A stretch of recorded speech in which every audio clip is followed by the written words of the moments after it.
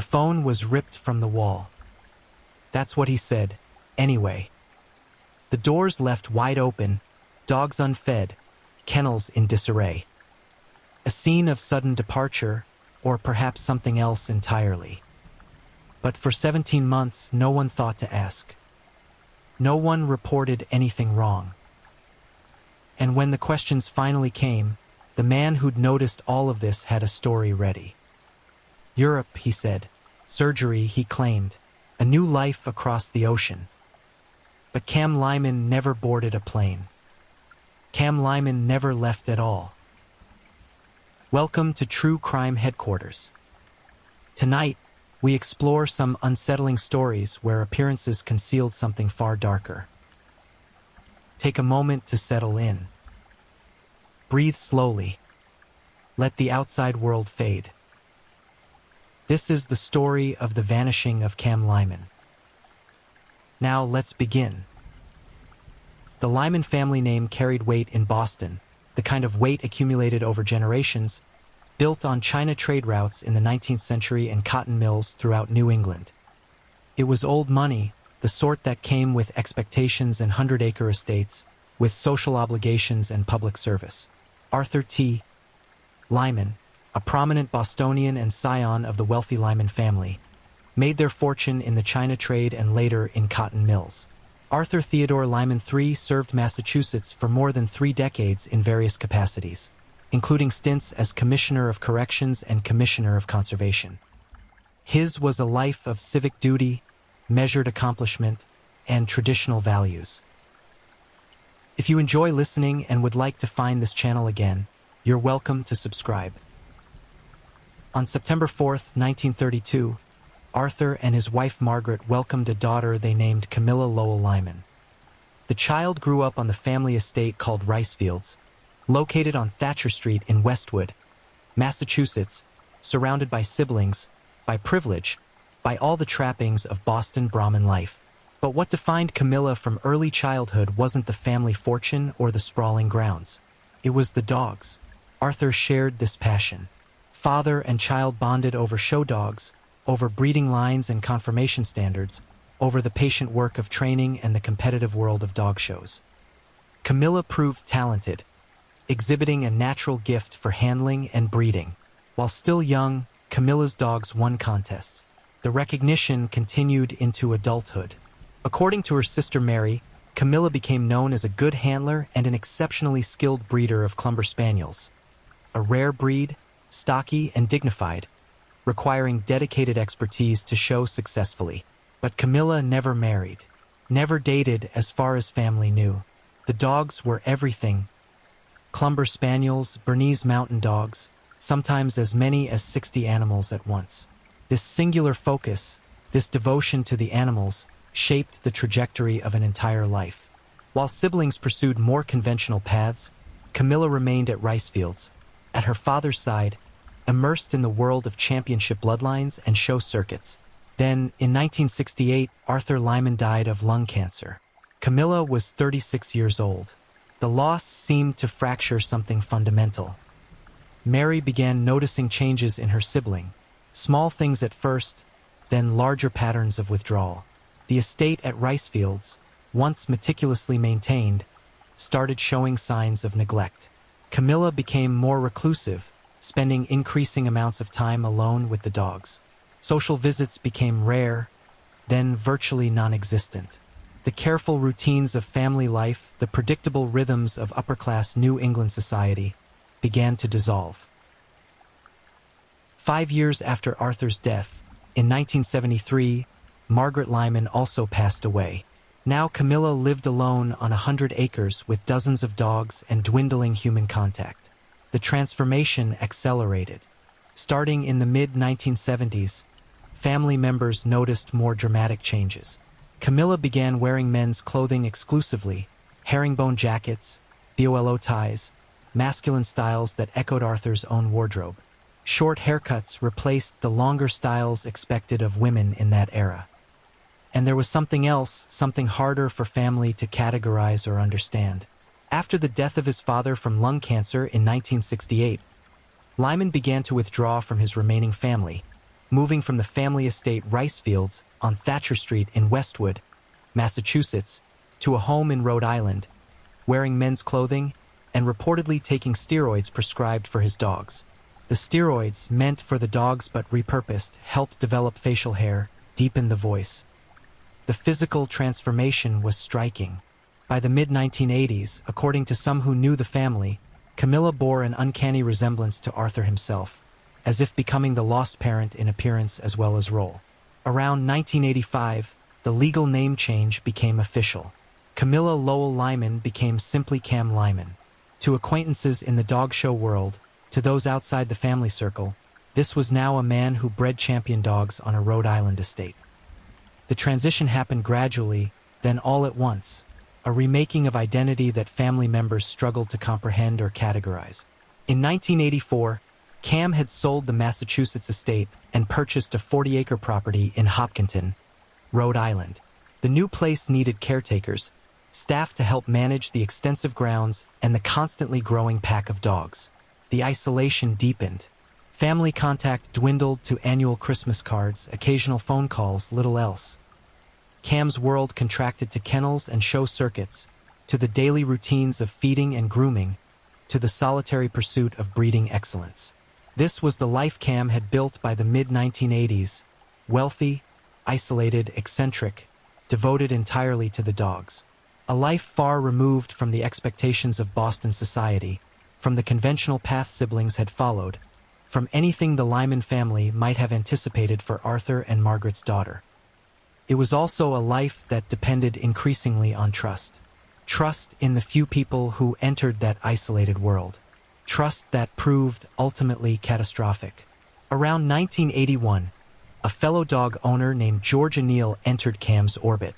O'Neill was involved in the same competitive breeding circles, understood the demands of show dogs, spoke Cam's language. A friendship developed, unusual given Cam's extreme reclusiveness, his tendency to avoid nearly all social contact outside dog-related activities. But O'Neill gained unprecedented access. By 1985, he wasn't just a friend. He was hired as the estate caretaker, the person responsible for managing Cam's day-to-day affairs.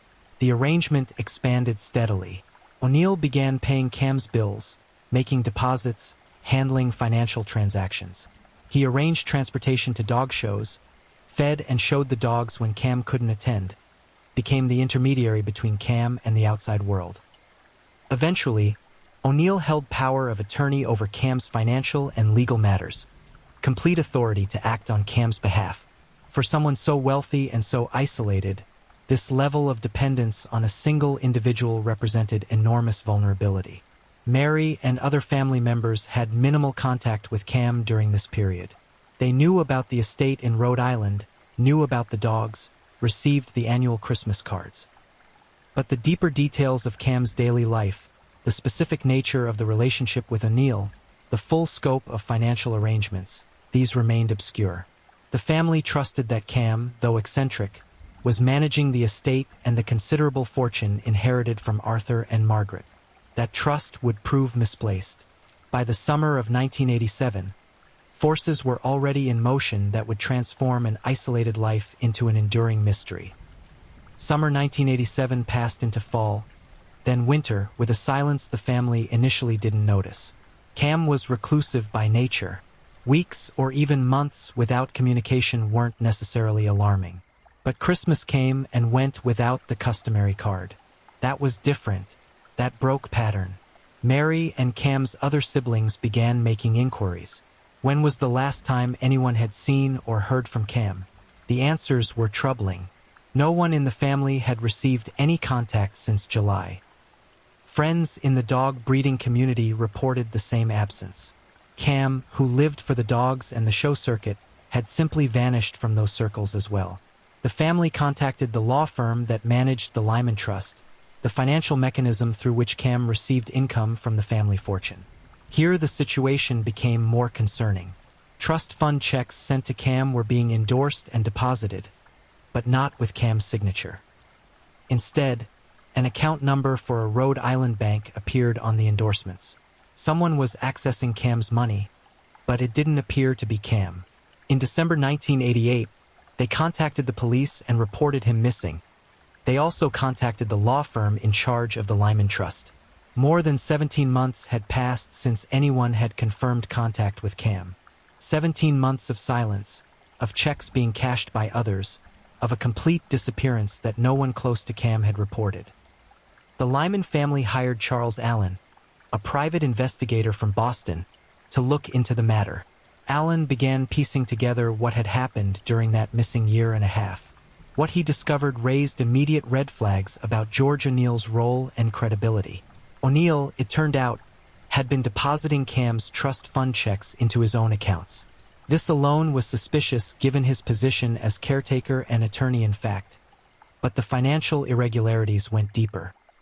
Allen found that O'Neill held complete power of attorney over Cam's affairs, authority to make any decision, sign any document, access any account. More troubling still, recent changes to Cam's will had named O'Neill as the sole beneficiary of the entire estate. Upon Cam's death, everything would go to George O'Neill. These weren't old arrangements predating the disappearance. Changes to the Unitrust and will had occurred in September 1986, just months before Cam vanished. Previous beneficiaries. Various charitable organizations, including the Dog Museum of America, had been removed from the Unitrust. The estate, worth millions, now flowed in a single direction, toward O'Neill. When Allen and police questioned O'Neill about Cam's whereabouts, his response was remarkably unconcerned. He claimed the disappearance wasn't unusual, that Cam had left on trips before without notifying anyone. But when pressed for specifics, O'Neill's story centered on July 1987. He said he and Cam had gotten into an argument over the phone about the dogs. Cam had hung up on him abruptly. The next day, O'Neill claimed he went to Cam's house and found disturbing signs. The phone was ripped from the wall. The doors stood wide open. The dogs were unfed and unattended, the kennels in disarray. For someone whose entire life revolved around the animals, leaving them in such condition seemed wildly out of character. But O'Neill had an explanation. He believed Cam had gone to Europe to undergo gender reassignment surgery. That's why Cam had left so suddenly, why there'd been no communication, why the departure seemed so abrupt and unplanned. The theory had a certain logic. Cam had been living as a man for years, had physically transitioned with hormones, had legally changed names. Perhaps full surgical transition was the next step, something requiring travel to specialists in Europe. Perhaps the argument had been the final trigger, the moment when Cam decided to leave everything behind and complete the process. But O'Neill couldn't provide any proof of this European trip. No flight records, no communication from abroad, no confirmation from any medical facility or immigration records. When asked why he hadn't reported Cam missing or notified the family for 17 months, O'Neill had no satisfactory answer. When asked why he'd been depositing Cam's checks and managing the estate as if it were his own, he fell back on the power of attorney and his role as caretaker. Allen found the entire story suspect. The staging of the house, phone ripped from wall, doors open, felt theatrical, like a scene arranged to suggest hasty departure. The Europe explanation, while possible, had no supporting evidence whatsoever. And O'Neill's behavior after the disappearance was damning. He hadn't contacted family, hadn't reported anything to authorities, had simply taken over Cam's assets and continued cashing checks.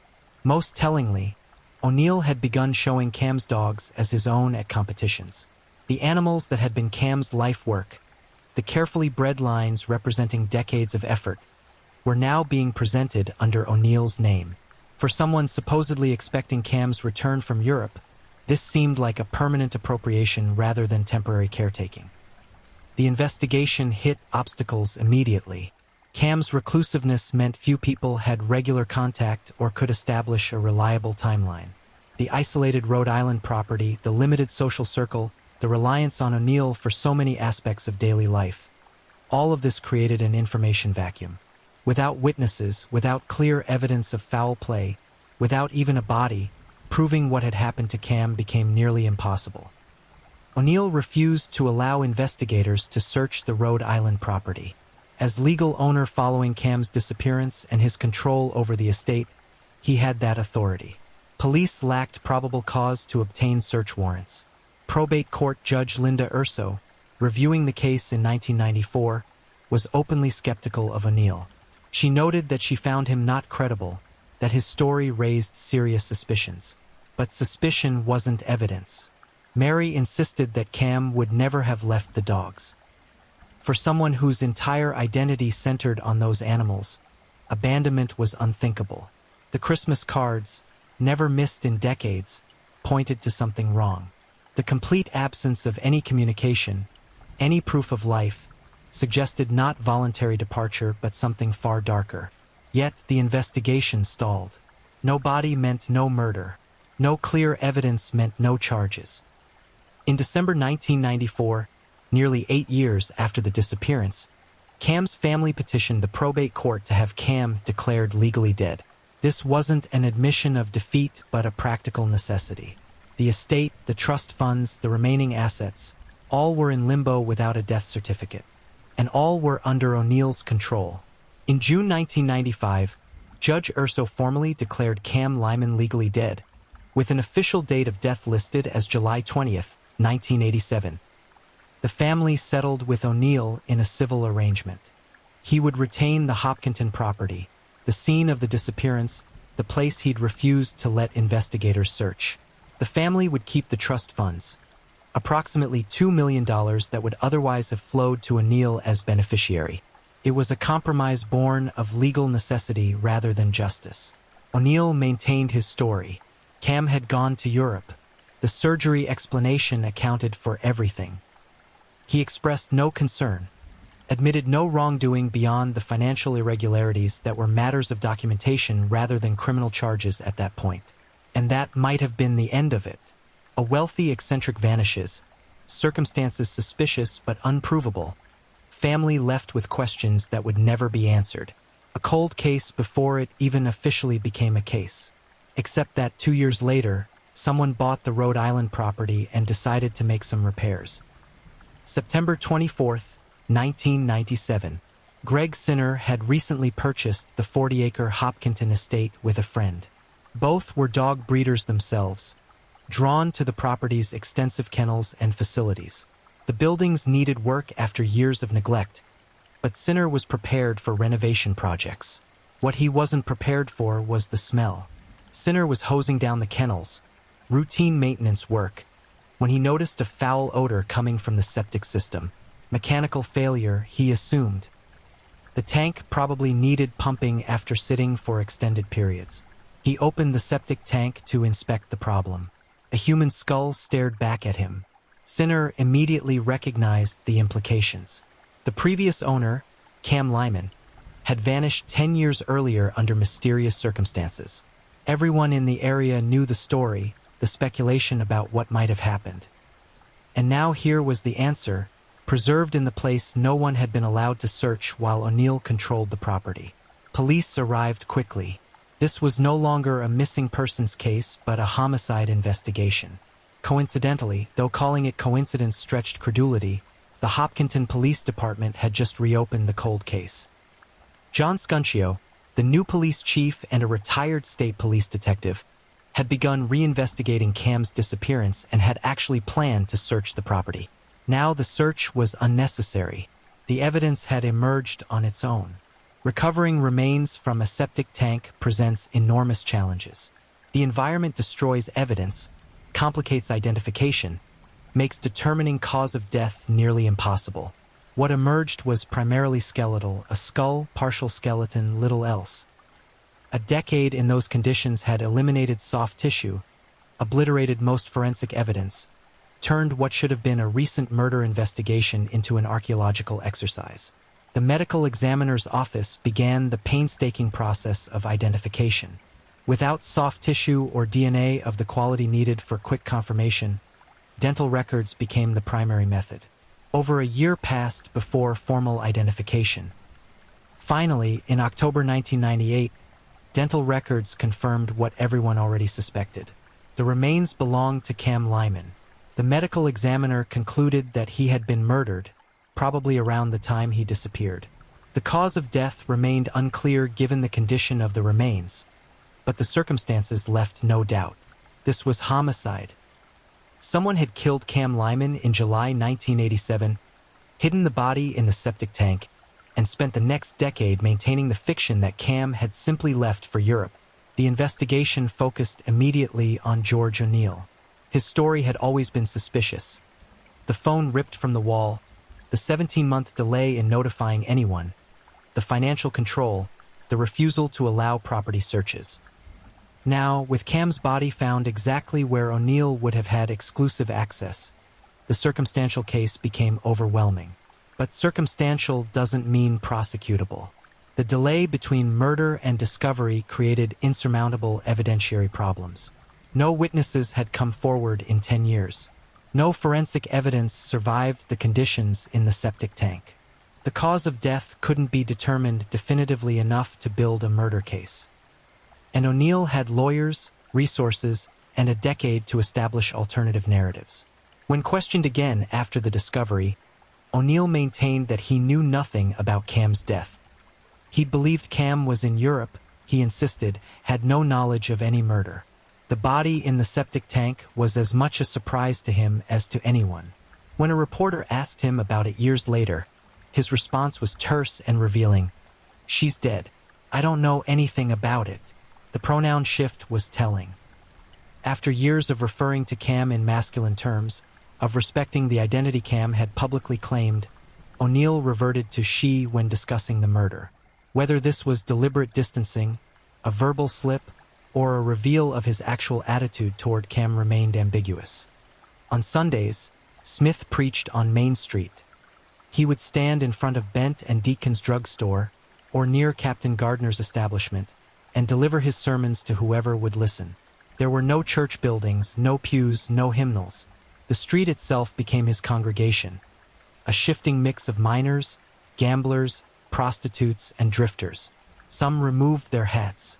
Some listened with what seemed like genuine interest. Others ignored him or mocked him openly. Smith appeared unbothered by either response. Captain Gardner, who observed Smith regularly, later disputed many of the romanticized accounts that circulated after the preacher's death. He insisted that Smith never entered saloons to pray, never confronted vice directly in the dens where it thrived. The stories of him hectoring drunken gamblers or pleading with prostitutes were, Gardner said, pure fiction. Smith's method was quieter than that. He preached in public, in daylight, to anyone willing to pause and hear him. He did not force confrontation. He simply made himself available. Jonas McClintock, a memoirist who witnessed Smith's ministry, described the preacher standing near the corner of Main and Gold Streets, his voice steady and clear despite the noise of the camp around him. Some in the crowd were curious. Some were respectful. A few were likely contemptuous.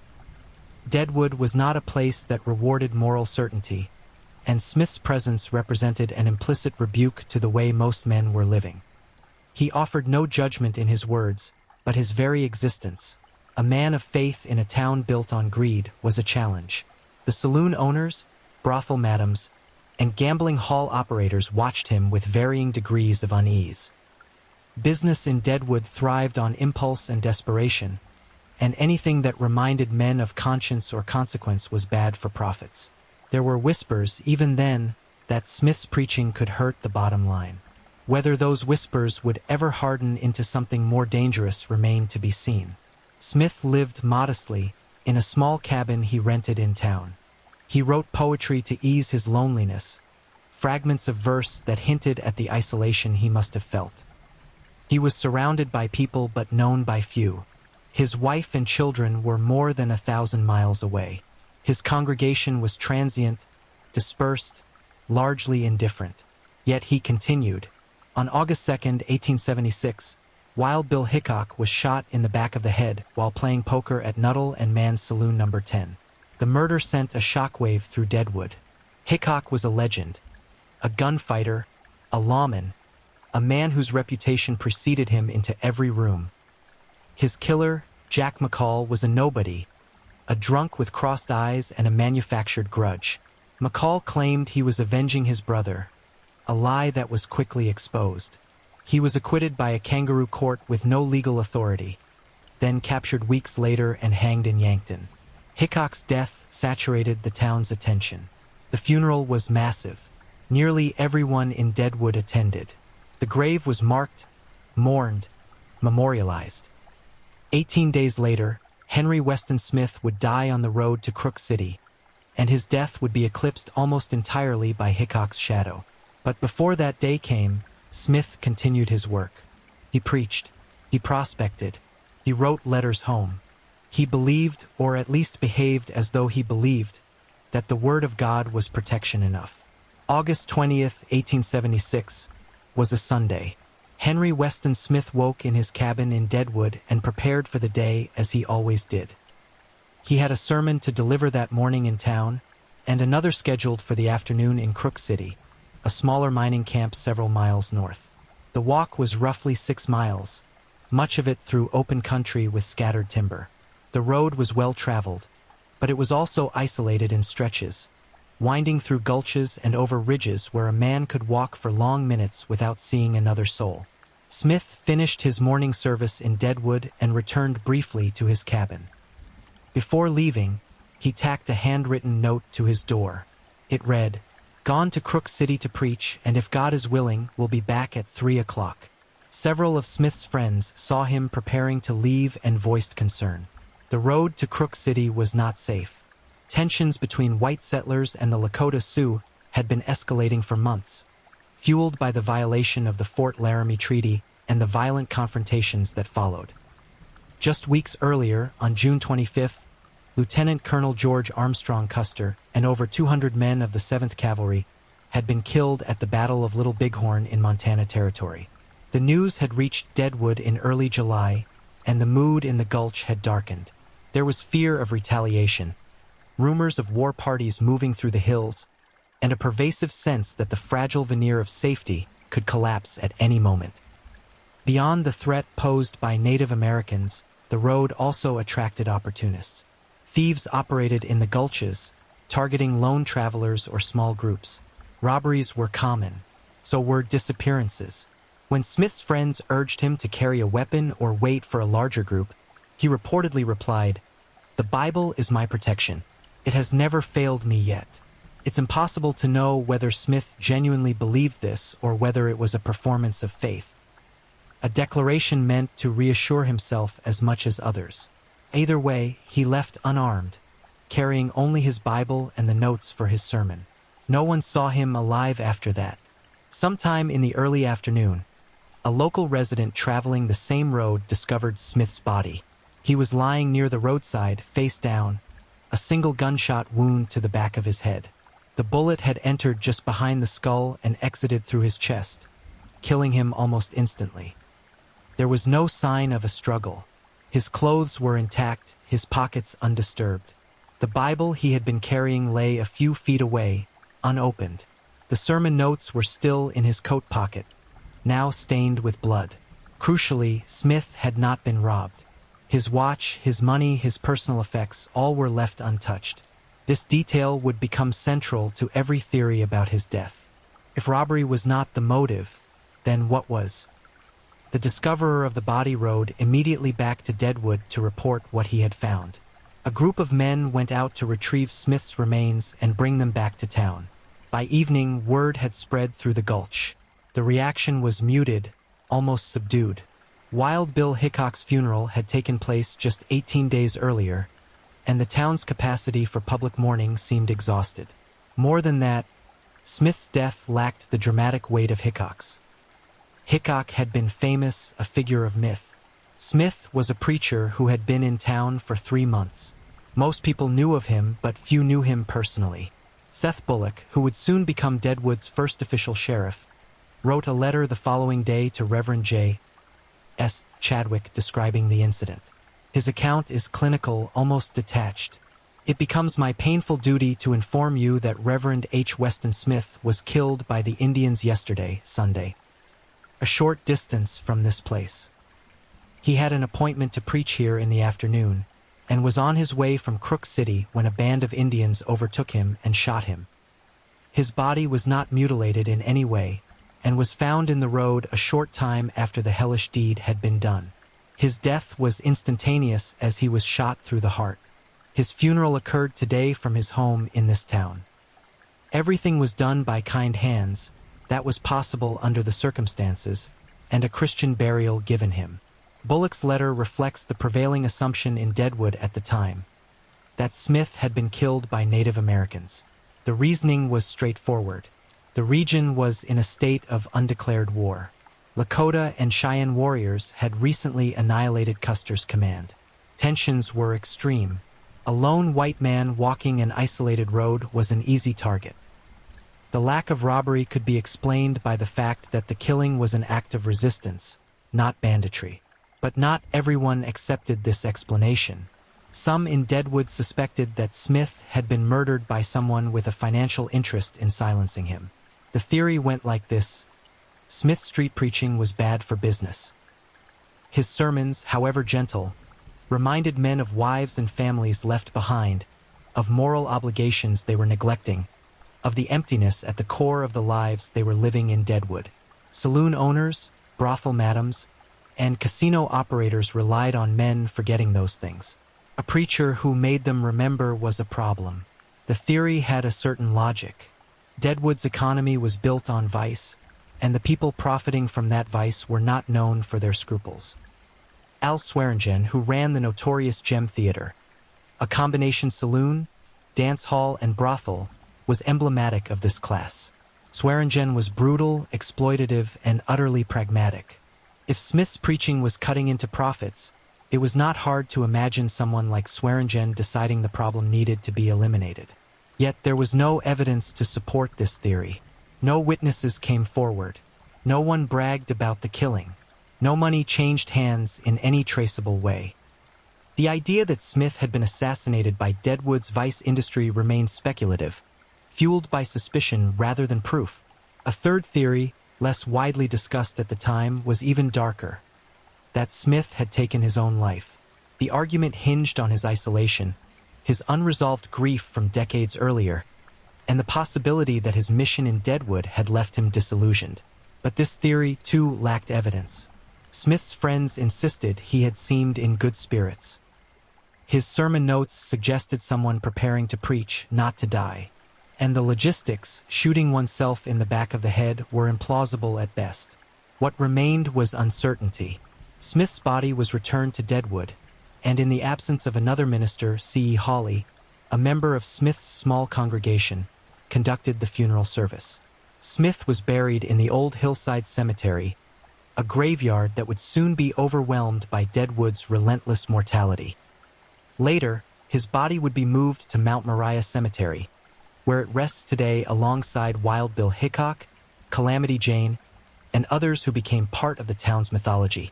The exact location of Smith's death was never definitively established. The road between Deadwood and Crook City was long and winding, and the spot where his body was found was described only in general terms. Over the years, even locals would disagree about where it happened. The site itself became as elusive as the truth about what occurred there.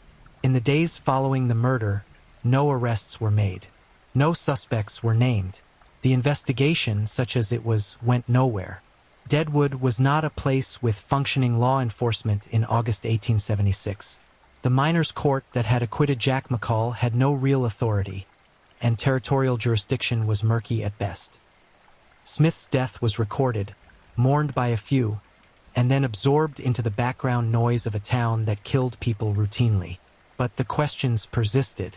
If Native Americans had killed Smith, why had they left him unscalped and unmutilated? As Bullock noted, such restraint was unusual in the context of the larger conflict. If the vice interests had ordered his death, why had they been so careful to leave no trace? And if robbery was not the motive, what was? The road to Crook City had taken Henry Weston Smith's life, but it had given up none of its secrets. The days after Henry Weston Smith's death were marked by a strange quiet. There was no public outcry, no demand for justice, no organized effort to find his killer. Deadwood moved on. The saloons stayed open. The gambling continued. The brothels did their business. Life in the Gulch had a relentless momentum, and one man's death, even a preacher's, was insufficient to slow it down. Yet beneath that surface indifference, the murder gnawed at people. Smith's death was unsettling in a way that was difficult to articulate. It was not the violence itself. Deadwood saw violence daily. It was the specific nature of the act. A man had been shot in the back, execution style, on a public road in broad daylight. He had been left where he fell, unrobbed and unmutilated. Someone had done this deliberately, coldly, and then disappeared without a trace. The official explanation, that Lakota or Cheyenne warriors had killed Smith, remained the dominant narrative largely because it was the simplest. Seth Bullock's letter to Reverend Chadwick had framed the death in those terms, and Bullock's authority carried weight. He was not yet sheriff, but he was already a figure of respect in Deadwood, a businessman and civic leader who projected competence and order. If Bullock said it was Indians, most people were inclined to believe him. But the evidence, or lack thereof, complicated that narrative. Native American attacks in the Black Hills during this period were not uncommon, but they typically followed certain patterns. Bodies were often mutilated or scalped as acts of symbolic warfare. Personal effects were sometimes taken, not for their monetary value, but as trophies or as a means of demoralizing the enemy. The fact that Smith's body showed none of these signs was conspicuous. He had been shot once, from behind, and left otherwise untouched. His Bible and his money were ignored. It was efficient, impersonal, and oddly restrained, more consistent with an assassination than an act of war. Some in Deadwood began to articulate what others were thinking, that the killing had been ordered by someone with a vested interest in Smith's silence. The vice industries, saloons, brothels, gambling halls were mentioned most often. These businesses thrived on moral compromise, and Smith's presence was a reminder of the lives men had left behind or the values they had abandoned. Even if his preaching was not overtly confrontational, it carried an implicit rebuke. A man standing in the middle of Main Street talking about salvation was bad for business, and in Deadwood, bad for business could be bad for your health. Al Swearengen's name came up in these whispered conversations. Swearengen ran the Gem Theater, a notorious establishment that combined liquor, gambling, and prostitution under one roof. The Gem was not simply a business. It was a symbol of everything Deadwood represented. Swearengen himself was known for his ruthlessness, his willingness to exploit anyone who entered his doors, and his influence over the town's informal power structures. If anyone in Deadwood had the motive and the means to eliminate a troublesome preacher, it was Swearengen. But again, there was no evidence. No one claimed to have seen anything. No one admitted to knowing anything. And Swearengen, for his part, said nothing. Whether this was because he was uninvolved or because he was too smart to leave a trail is impossible to say. The rumors persisted, but they never hardened into accusations. There was also the question of Jack McCall. McCall had murdered Wild Bill Hickok just 18 days before Smith's death, and some speculated that the two killings might be connected. The theory was tenuous at best. McCall was a drunken opportunist, not a hired gun, and there was no clear link between the two victims. But in a town starved for answers, even unlikely connections gained traction. Some wondered if McCall's acquittal by the miners' court had emboldened others to act with impunity, creating an atmosphere where violence against prominent figures carried no consequence. It was a theory built more on anxiety than logic, but it reflected the broader sense that Deadwood had become a place where anything could happen and no one would be held accountable. The possibility that Smith had taken his own life was raised only occasionally, and usually dismissed. Suicide seemed inconsistent with the man's character and the circumstances of his death. Smith had been preparing to preach that afternoon in Crook City. He had left a note indicating his intent to return. His sermon notes were in his pocket. These were not the actions of someone planning to end their life. Moreover, the physical mechanics, shooting oneself in the back of the head, were nearly impossible. The theory was floated by a few, perhaps as a way to impose order on chaos, but it gained no serious support. What remained, then, was a vacuum. No arrest, no trial, no resolution. Henry Weston Smith had been killed, and the identity of his killer would never be known with certainty. For some in Deadwood, this was frustrating. For others, it was simply the way things were. Justice in the Gulch was provisional at best, and the idea that every death would be investigated and solved was naive. Men died all the time, and most of those deaths went unpunished. Smith's was unusual only in that it prompted speculation at all. Over the following months, the story faded. Deadwood continued to grow. By the end of 1876, the population had swelled to 25,000. Businesses expanded. Telegraph lines arrived. The town began to take on the rudiments of structure and governance. Seth Bullock was appointed sheriff, first informally and later officially, and his presence brought a measure of order to the chaos. Lawlessness did not disappear, but it became more contained, more manageable. Deadwood was still violent, still morally compromised, but it was no longer quite as wild as it had been in those first months. Smith's grave in the old hillside cemetery was marked with a simple wooden cross. Later, when the cemetery was moved to Mount Moriah, his remains were relocated along with others. The new grave was more permanent, more dignified, but it was still overshadowed by those of more famous residents. Wild Bill Hickok's grave became a tourist attraction almost immediately. Calamity Jane, who would die decades later, arranged to be buried beside him.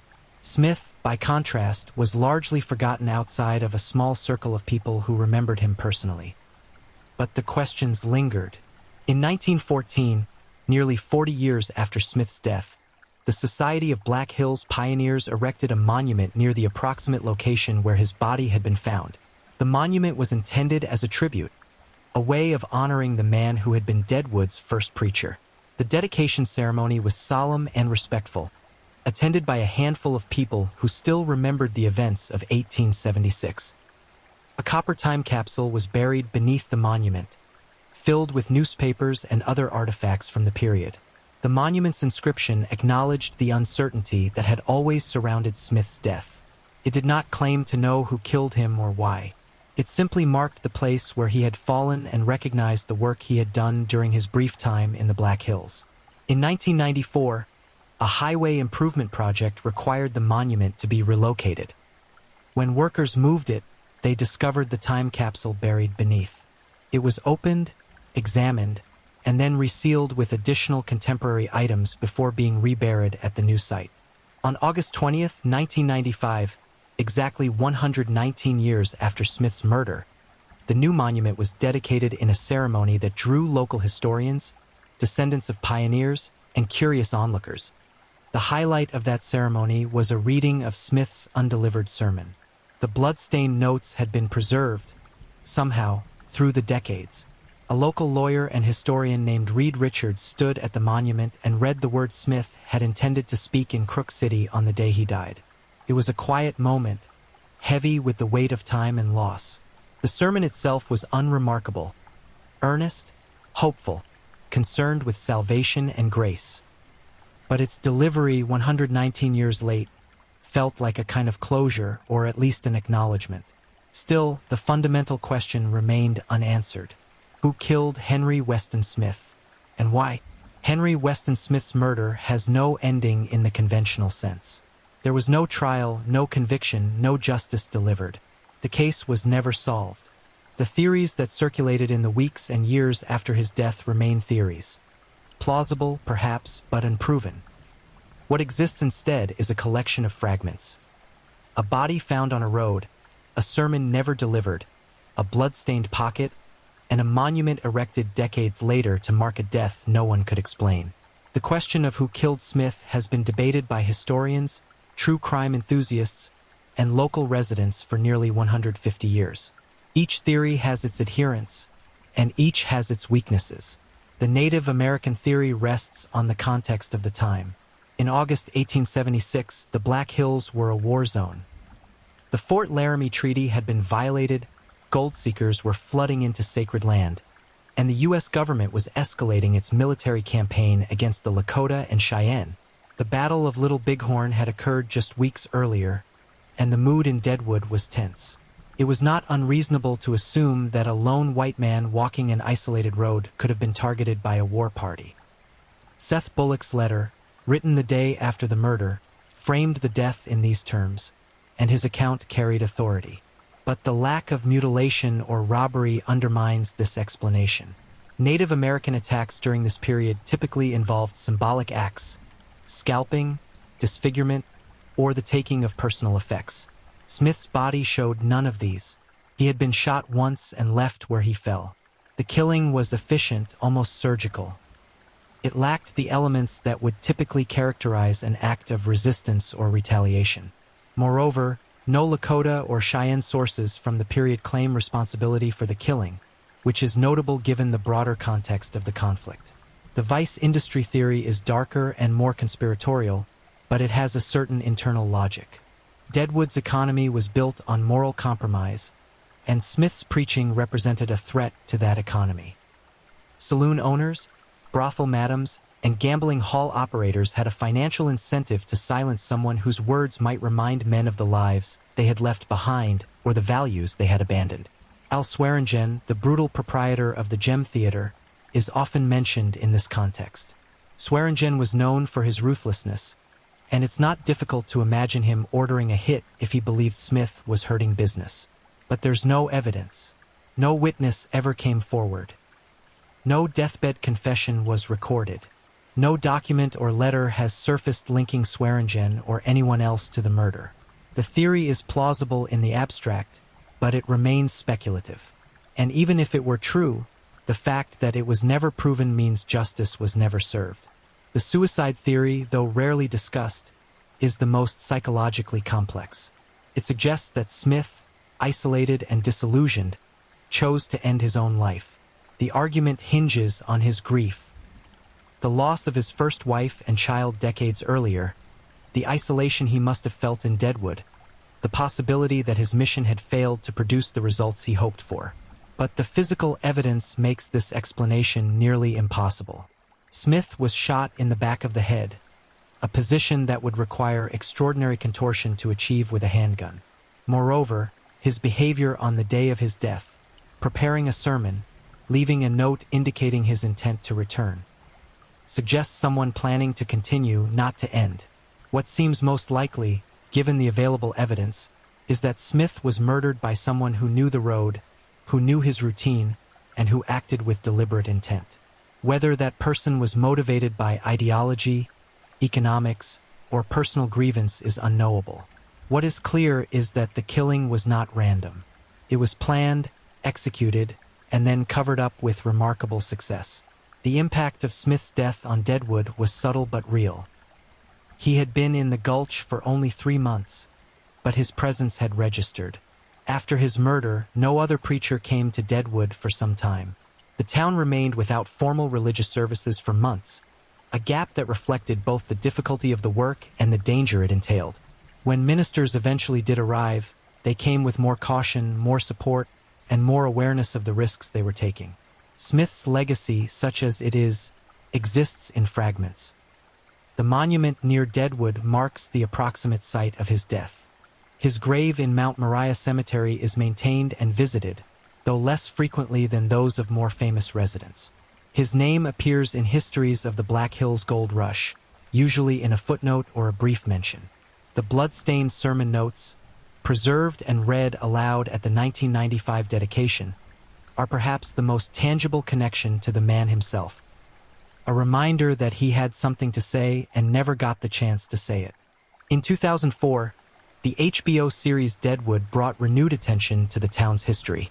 The show portrayed Smith, played by actor Ray McKinnon, as a compassionate and troubled figure struggling with a brain tumor. The fictionalized version of his death, a mercy killing by Al Swearingen, bore no resemblance to the historical reality, but it served to introduce a new generation to the name Henry Weston Smith. For some viewers, it prompted further research. For others, it was simply another character in a story full of violence and moral ambiguity. The truth about Smith's death remains inaccessible. The road between Deadwood and Crook City has been paved over, widened, relocated. The exact spot where he fell is unknown, or at least unmarked with certainty. The people who might have known what happened, the killer, the witnesses, the conspirators if there were any, are long dead. The case is cold in the most absolute sense. But the questions persist. They persist because the circumstances were so specific and so strange. They persist because the lack of resolution feels like an injustice. And they persist because Smith's story, stripped of its mythology, is a story about vulnerability. A man walked down a road carrying a Bible and a sermon, believing that faith would protect him. He was wrong. Someone killed him, and no one was ever held accountable. In the end, Henry Weston Smith's death is a mirror held up to Deadwood itself. It reflects a place where violence was routine, where justice was provisional, and where the line between lawlessness and civilization was thinner than anyone wanted to admit. Smith came to Deadwood to save souls, but what he found was a town that couldn't even solve his murder. The sermon he never delivered has been read aloud only once, 119 years after his death. The words are earnest, hopeful, concerned with redemption. They were written for an audience of miners in Crook City, men who spent their days digging in the earth and their nights trying to forget what they had left behind. Whether those words would have resonated is impossible to know. What is certain is that they were never given the chance. Henry Weston Smith lies in Mount Moriah Cemetery, overlooking Deadwood from the hillside above. His grave is marked, maintained, and occasionally visited. The blood-stained sermon notes are preserved in an archive somewhere, a physical remnant of a life cut short and a mystery never solved. The road where he died has been traveled by thousands since. Most of them have no idea what happened there. The monument stands a few miles north of town, easy to miss if you're not looking for it. The inscription is simple, factual, and incomplete. Somewhere in the gulch, or in the hills beyond, or in the forgotten corners of old records, the answer to who killed Henry Weston Smith might still exist. But after 150 years, the silence feels permanent. The preacher carried his Bible and believed it would protect him. It did not. The road claimed him, and the road kept its secrets. If you're enjoying these stories, don't forget to leave a comment. I'd love to hear where you're tuning in from and what time it is in your part of the world. And if you haven't already, be sure to like this video and subscribe so you don't miss the next true crime story to help you drift off to sleep. Now, let's move on to our third story. Story 3. The Case of James Pruitt. On the morning of July 5th, 2003, a driver made a call that would shatter the quiet of a Missouri summer. The bag at the side of the road wasn't trash. It was soaked through with blood. And in the woods just beyond, someone who had celebrated the 4th of July with family was now lying cold among the trees. What happened in those hours between fireworks and dawn would become one of the most debated cases in Boone County history. A case where the person who pulled the trigger isn't serving the harshest sentence, and where a 14-year-old boy's testimony would later be called into question. This is the story of James Pruitt. There's a certain rhythm to small-town Missouri that anyone who's lived there understands. Columbia sits in the heart of the state, a college town with tree-lined streets and the kind of neighborhoods where people know their neighbors, at least by sight. It's the kind of place where the 4th of July means something, where families gather at the Missouri River, where fireworks light up the summer sky, and where the next day, people go back to their ordinary lives. In the summer of 2003, James Pruitt was 44 years old. People who knew him called him Jimmy. He had 3 children from a previous marriage that had lasted 18 years, and by most accounts from those who loved him, he was trying to turn things around. His daughter Holly would later describe a man who wanted a fresh start, someone working to leave behind the struggles that had defined too much of his life. Jimmy lived in the Green Hills trailer park with his elderly mother, who was suffering from Alzheimer's disease. It wasn't glamorous, but it was home. He worked as a landscaper when he could, though he'd battled his own demons for years. Alcohol and drugs had woven themselves into the fabric of his days, creating patterns that were hard to break. His children knew this about him. They also insisted he wasn't violent, that whatever else he struggled with, he had never raised a hand to their mother during their 22 years together. But by 2003, Jimmy's life had become entangled with someone new. Her name was Lucille Duncan, though most people called her Lucy. She was 36 years old, a mother of 2 sons, and like Jimmy, she carried her own history of failed relationships and struggles with sobriety. They'd met through mutual friends sometime around 2002, and what started as a chance connection quickly became something consuming. Lucy's family was small but tight-knit. Her brother Gerald Duncan was 4 years older, a former United States Marine who'd served his country and carried himself with the discipline that training leaves behind. Their father had instilled in Gerald a traditional code. You protect your little sister no matter what. It was the kind of lesson that sounds simple but can become complicated when life presents you with situations that don't have easy answers. Lucy had 2 sons from previous relationships. Her oldest, Jeremiah Robertson, was 14 years old in the summer of 2003. He was at that age where you're not quite a child anymore but not yet equipped to handle the weight of adult decisions. He lived with his mother, and like many teenagers in difficult circumstances, he was caught between loyalties and realities he couldn't fully control. The relationship between Lucy and Jimmy started off well enough, the way these things often do. He was charming when he wanted to be, good-looking, the kind of person who could make you feel like the only one in the room. Lucy's mother would later describe this quality in him, that magnetic pull that some people have. But she would also describe what happened when that charm wore off, when the substances took over, when anger replaced affection. Lucy claimed the relationship turned dark fairly quickly. She said Jimmy became violent when he was high, that the cycle of drugs and alcohol created a pattern of abuse she couldn't escape. She said he broke her nose, vandalized her car, strangled her until she lost consciousness, threatened to throw her into a river. She said he threatened not just her, but her children, her entire family. These were serious allegations, the kind that, if true, would explain a great deal about what was to come. Jimmy's children, however, told a completely different story. They said their father wasn't an abuser, that Lucy was the one who would call obsessively, all hours of the night, drunk and demanding. They painted a picture of a toxic relationship, certainly, but one where the violence flowed in a different direction than Lucy claimed, or perhaps didn't flow at all. 2 versions of the same relationship, as different as night and day. What's not in dispute is that by May of 2003, Lucy had called her brother Gerald to come pick her up. She left Jimmy, and shortly after, she filed a criminal complaint alleging assault. Jimmy was arrested. He pleaded guilty. He was scheduled to appear in court for sentencing on July 11, 2003. That date would matter later because of what happened a week before it. The Columbia that summer was going about its business, unaware that beneath the surface of one troubled relationship, something was building toward a breaking point. The college students were on summer break, and the town had settled into the slower pace that comes when the academic calendar goes quiet. People were making plans for the 4th of July weekend, thinking about barbecues and family gatherings, about the fireworks show at the river. Gerald Duncan, Lucy's brother, was living his own life but staying close enough to help his sister when she needed it. He'd served in the military, learned skills and disciplines that most people never have to think about. He'd come home and was trying to do right by his family, to live up to what his father had taught him about protection and loyalty. These values, admirable in the abstract, would soon be tested in ways none of them could have anticipated. Jeremiah, Lucy's 14-year-old son, was just trying to be a kid in circumstances that were anything but normal. His mother's relationship with Jimmy had been turbulent, and now they were separated, which should have meant stability returning.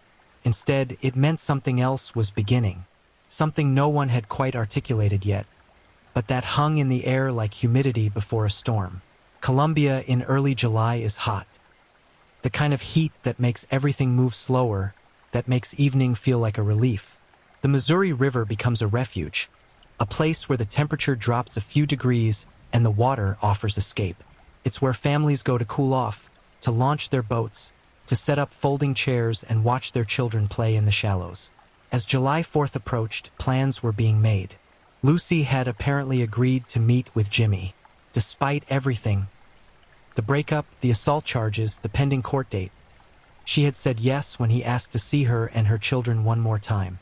She would later say she wanted them to end things amicably, that she thought a final goodbye might bring closure. She insisted she brought her brother along because she knew Jimmy wouldn't try anything in front of Gerald. A Marine, a protector. Jimmy's family would tell a different story about that phone call, about who reached out to whom, about whether this was an innocent goodbye or something else entirely. The prosecution would argue it was a lure, a trap set with Jimmy as the target. Lucy would maintain it was nothing more than an attempt at peace. What's certain is that 4 people made plans to spend the 4th of July together.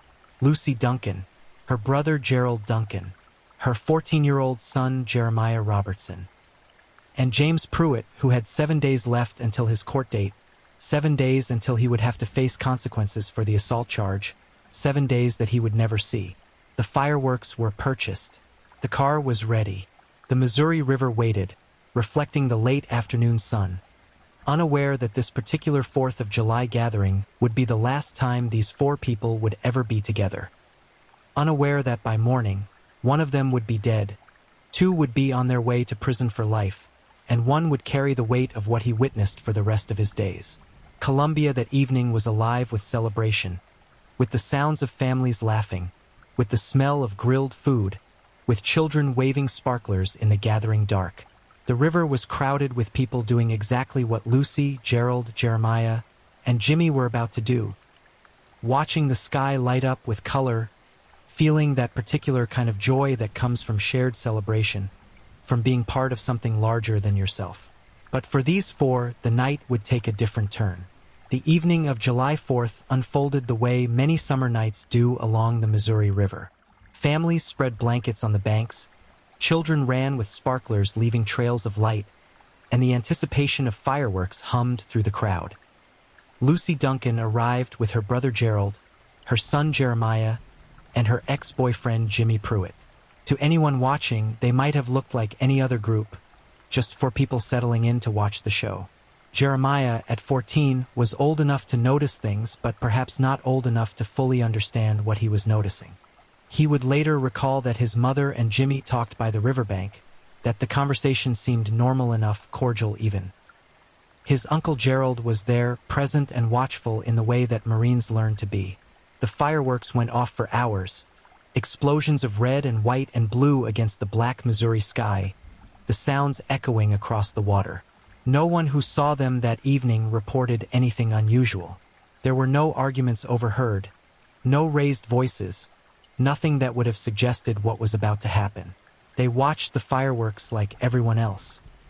And when the last one faded from the sky, when the smoke drifted away and families began packing up their coolers and blankets, these 4 also prepared to leave.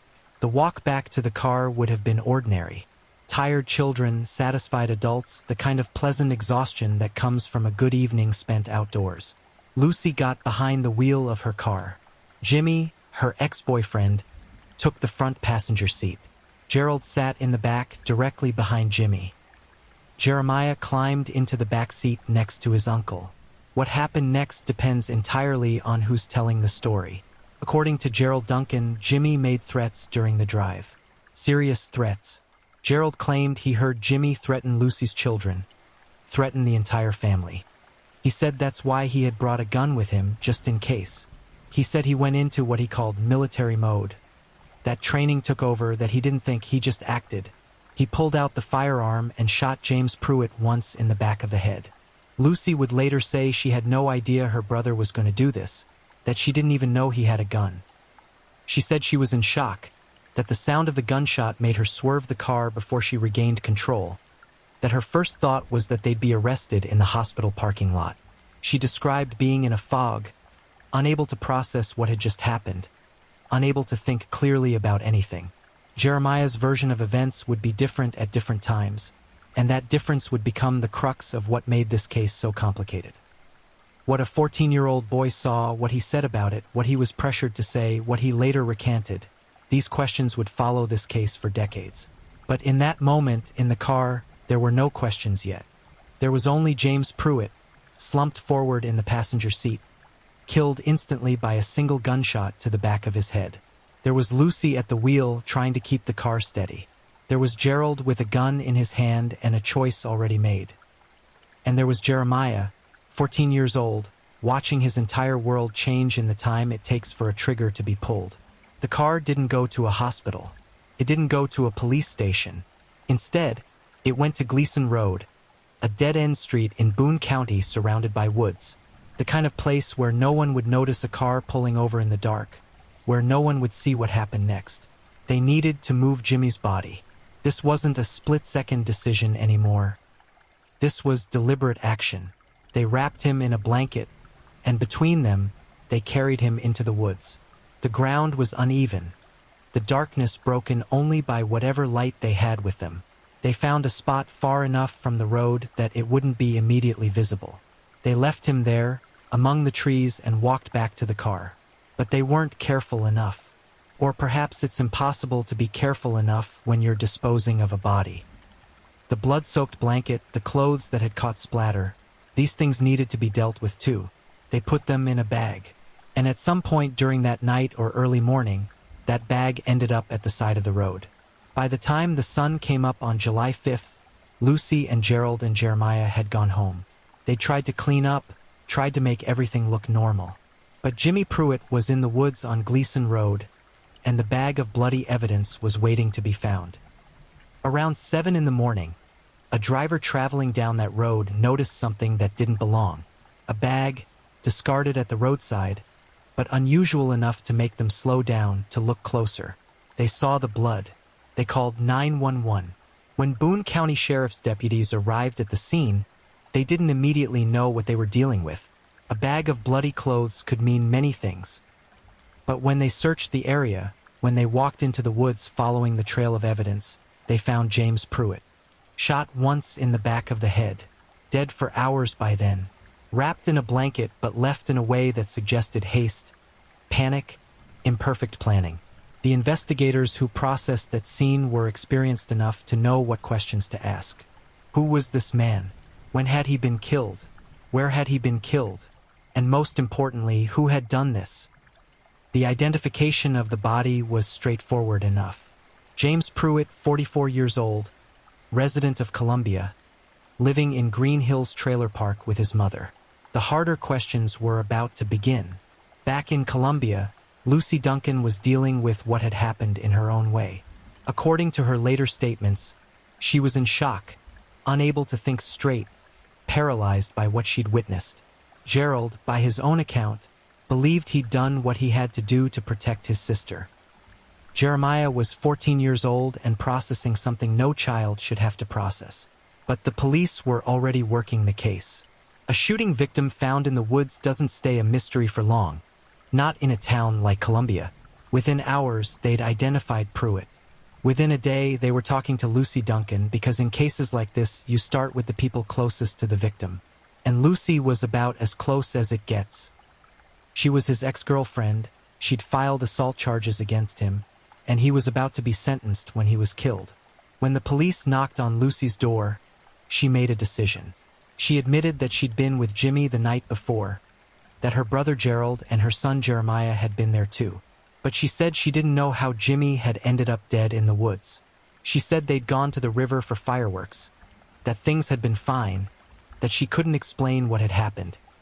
The police didn't believe her. The timeline alone was damning. They'd been the last people to see Jimmy alive, and now he was dead. The location of the body, far from the river, suggested he'd been transported there. The manner of death, shot in the back of the head, suggested execution rather than confrontation. Gerald Duncan was arrested. Jeremiah Robertson was arrested.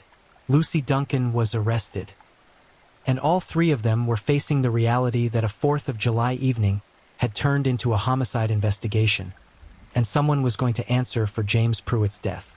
Gerald admitted from the beginning that he was the shooter. There was no point denying it. The physical evidence would have proven it anyway.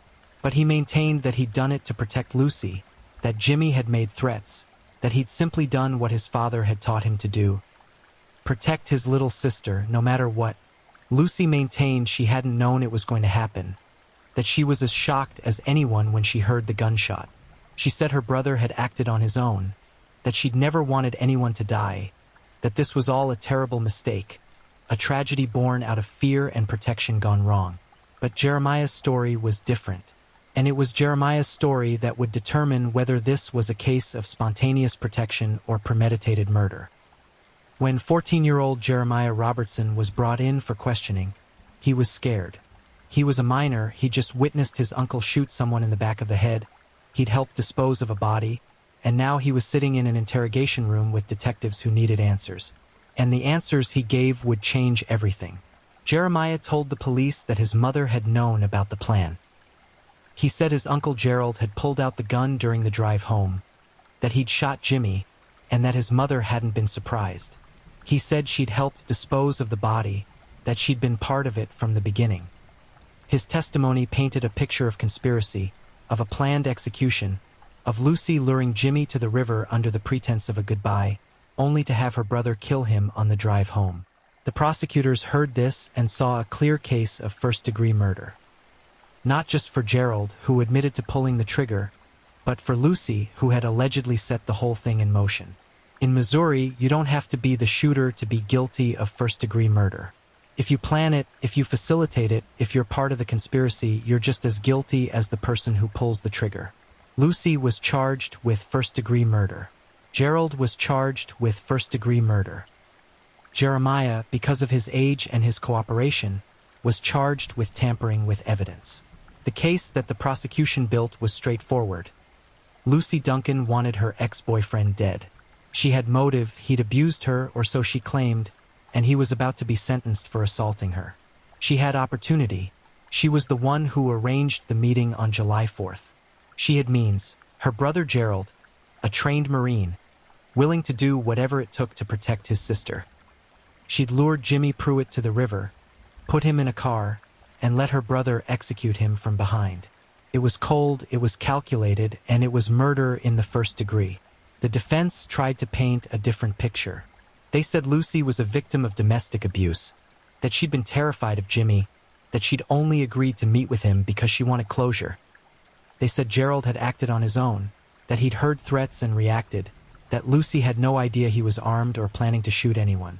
They said Jeremiah had been pressured by police, that a 14-year-old under that kind of stress will say whatever he thinks the authorities want to hear. But the jury would have to decide. And to do that, they'd need to hear from everyone involved. They'd need to see the evidence. And they'd need to weigh the testimony of a 14-year-old boy whose own mother's freedom depended on whether or not they believed him. The case went to trial in early 2004, less than a year after James Pruitt's body was found in the woods off Gleason Road.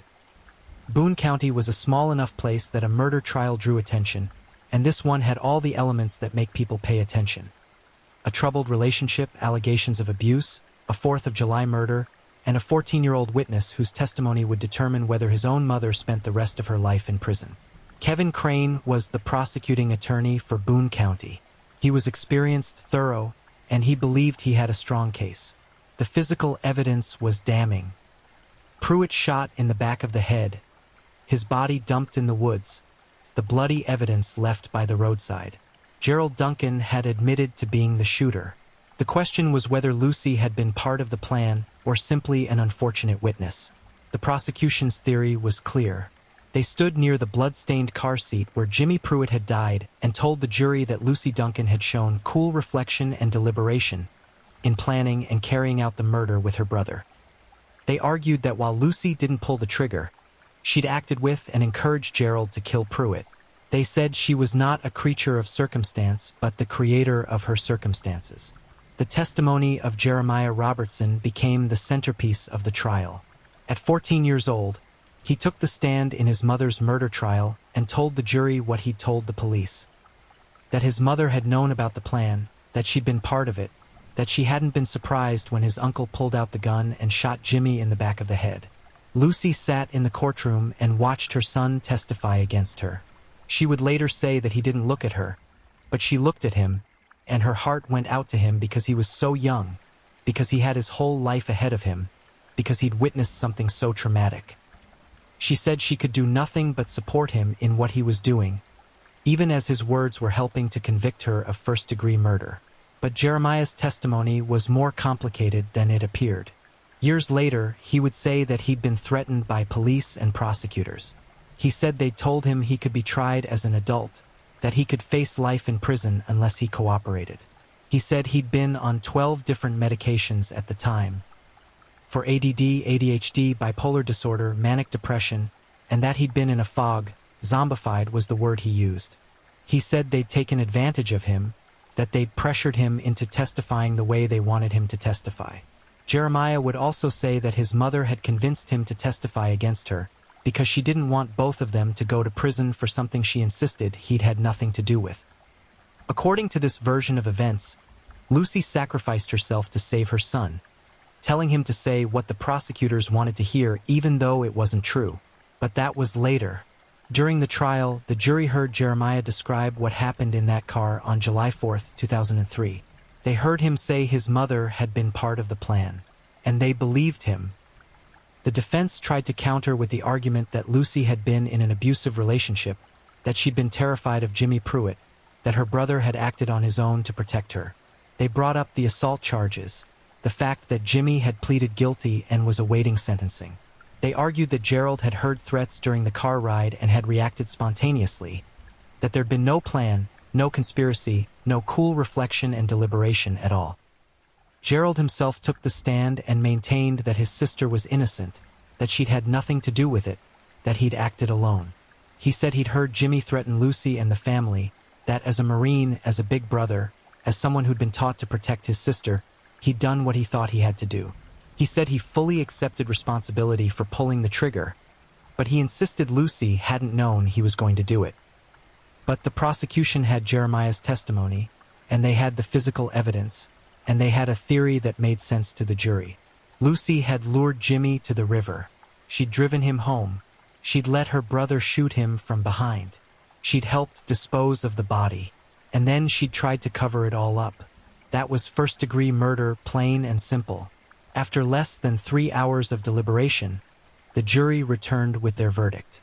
Guilty. Lucille Faith Duncan was guilty of first-degree murder. She was also found guilty of armed criminal action. Gerald Duncan, facing his own trial, made a different choice. He took a plea deal. He pleaded guilty to second-degree murder.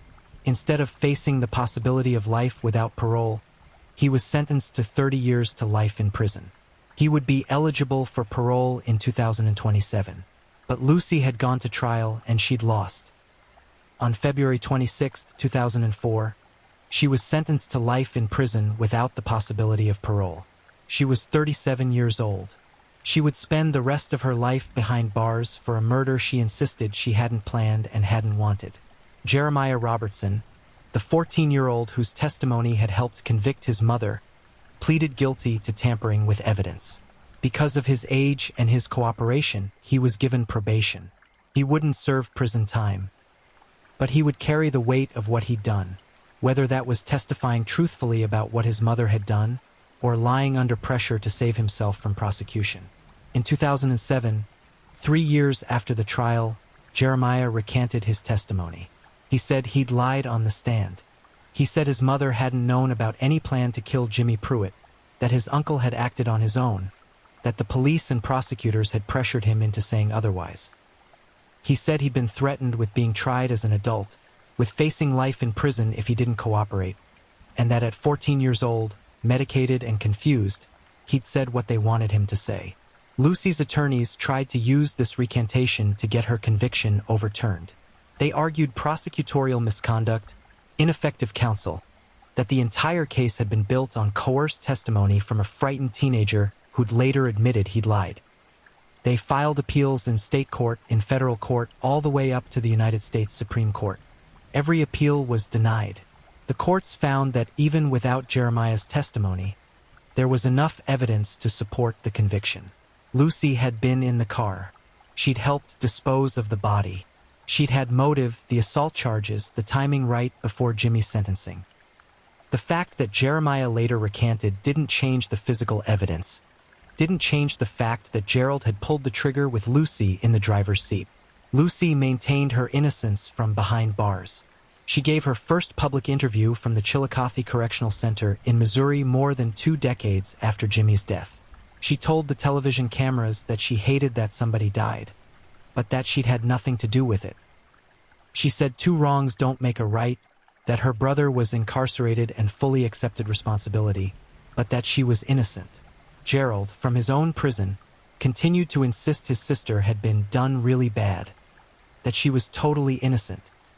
He said he'd only done what his father had taught him, to look out for his little sister, to make sure she didn't get hurt, to take care of anyone who messed with her. Jeremiah, now an adult, said his mother had been borderline hysterical in the car after the shooting, that someone who knows something is going to happen doesn't react that way. He said she didn't do anything wrong, that the police had taken advantage of a traumatized teenager, that everything he'd said at trial had been a lie forced out of him by fear. But James Pruitt's family saw it differently. His children had lost their father, and they believed Lucy was exactly where she belonged. When they heard she'd filed for habeas corpus relief in 2024, trying once again to get her conviction overturned, Jimmy's son Brandon said that if Lucy got out of prison, he'd be devastated. He said he didn't think he could ever forgive her for what she'd done. The case had become a study in competing narratives. One version said Lucy Duncan was a victim of domestic abuse who'd wanted nothing more than to end a toxic relationship, who'd agreed to a final meeting to provide closure, and who'd been horrified when her brother shot her ex-boyfriend in the back of the head. This version said she'd been pressured by circumstance, threatened by police, convicted on the coerced testimony of her frightened son, and was now serving life in prison for a crime she didn't commit. The other version said Lucy Duncan had orchestrated her ex-boyfriend's murder, using her brother as the weapon and her son as a witness, that she'd shown cold calculation in luring Jimmy to the river and allowing him to be executed on the drive home. This version said her claims of abuse were fabricated or exaggerated, that she'd manipulated her family into doing her dirty work, and that justice had been properly served when she was convicted of first-degree murder. Both versions couldn't be true, but both versions persisted, held firm by people who'd seen the same evidence and drawn opposite conclusions. The jury had made their decision. The appeals courts had upheld it. But the questions remained. More than 20 years after James Pruitt's death, the case continues to generate debate about justice, about truth, about whether the right person is serving the harshest sentence. Lucy Duncan remains incarcerated at Chillicothe Correctional Center, her life sentence stretching ahead of her with no possibility of parole. Gerald Duncan is at South Central Correctional Center, counting down the years until 2027 when he'll be eligible to argue for his freedom. And Jeremiah Robertson is somewhere trying to live with the memory of being 14 years old and testifying in his mother's murder trial. The question of Lucy's guilt or innocence has become less a legal question than a philosophical one. Legally, the matter is settled. She was convicted by a jury of her peers. Her conviction has been upheld through multiple appeals, and the courts have consistently found sufficient evidence to support the verdict even without her son's testimony. The legal system has spoken, and it has said, Lucy Duncan participated in the first-degree murder of James Pruitt. But the philosophical question remains, what actually happened in that car on July 4th, 2003? If you believe Lucy, Gerald, and the adult version of Jeremiah, this is a story about protective instinct gone wrong. A man made threats against a woman and her family. Her brother, trained by the Marines to neutralize threats, acted in what he believed was defense of his sister. It happened quickly, without planning, and Lucy had no warning it was about to occur. She panicked afterward, made bad decisions about hiding the body, but those were the actions of someone in shock, not someone who'd planned a murder. In this version, Lucy is serving life in prison for being in the wrong place at the wrong time, for having a brother who loved her enough to kill for her without her knowledge or consent. If you believe the prosecution and Jeremiah's original testimony, this is a story about premeditated murder dressed up as spontaneous protection. Lucy wanted Jimmy dead. She had every reason to. He was about to be sentenced for assaulting her, and she wanted him gone permanently. She used her brother's protective instincts and military training to carry out the killing. She lured Jimmy to the river, created the circumstances for his execution, and then helped dispose of the evidence. In this version, Lucy is exactly where she belongs, serving a life sentence for orchestrating a cold-blooded murder. The truth, whatever it is, lies somewhere in the memories of 4 people who were in that car. One of them is dead. One is serving life without parole. One is serving 30 years to life, and one has changed his story and now lives with the consequences of whatever happened that night. What we know for certain is limited but significant. We know Jimmy Pruitt was shot once in the back of the head while sitting in the passenger seat of Lucy's car. We know Gerald Duncan pulled the trigger and has never denied doing so. We know Lucy was driving the car and helped dispose of the body. We know Jeremiah was in the back seat and witnessed everything. And we know that within days of Jimmy's death, all 3 survivors had been arrested and charged. The physical evidence supports what Gerald admitted. He shot Jimmy from behind, the bullet entering the back of Jimmy's head and killing him instantly. The location where the body was found, miles from the river, shows that Jimmy was killed in the car and then transported to Gleason Road. The bloody clothes and blanket recovered at the scene confirm the disposal attempt was hasty and incomplete. But the physical evidence can't tell us whether Lucy knew it was going to happen. It can't tell us whether she discussed a plan with Gerald beforehand or whether she was genuinely shocked when she heard the gunshot. It can't tell us what was said in that car in the moments before Jimmy was killed, whether there were threats made that prompted Gerald to act or whether the threats were fabricated to justify what had already been decided. This is where testimony becomes crucial, and testimony is where the case gets murky. Jeremiah testified one way at trial and recanted years later. Did he lie the first time, pressured by investigators threatening a frightened teenager? Or did he tell the truth the first time and only recanted later out of guilt for helping to convict his mother? Both scenarios are plausible. Both have been argued. Neither can be definitively proven. The question of Lucy's knowledge and intent becomes a question of whom you believe. Do you believe a 14-year-old boy who testified under oath that his mother knew about the plan?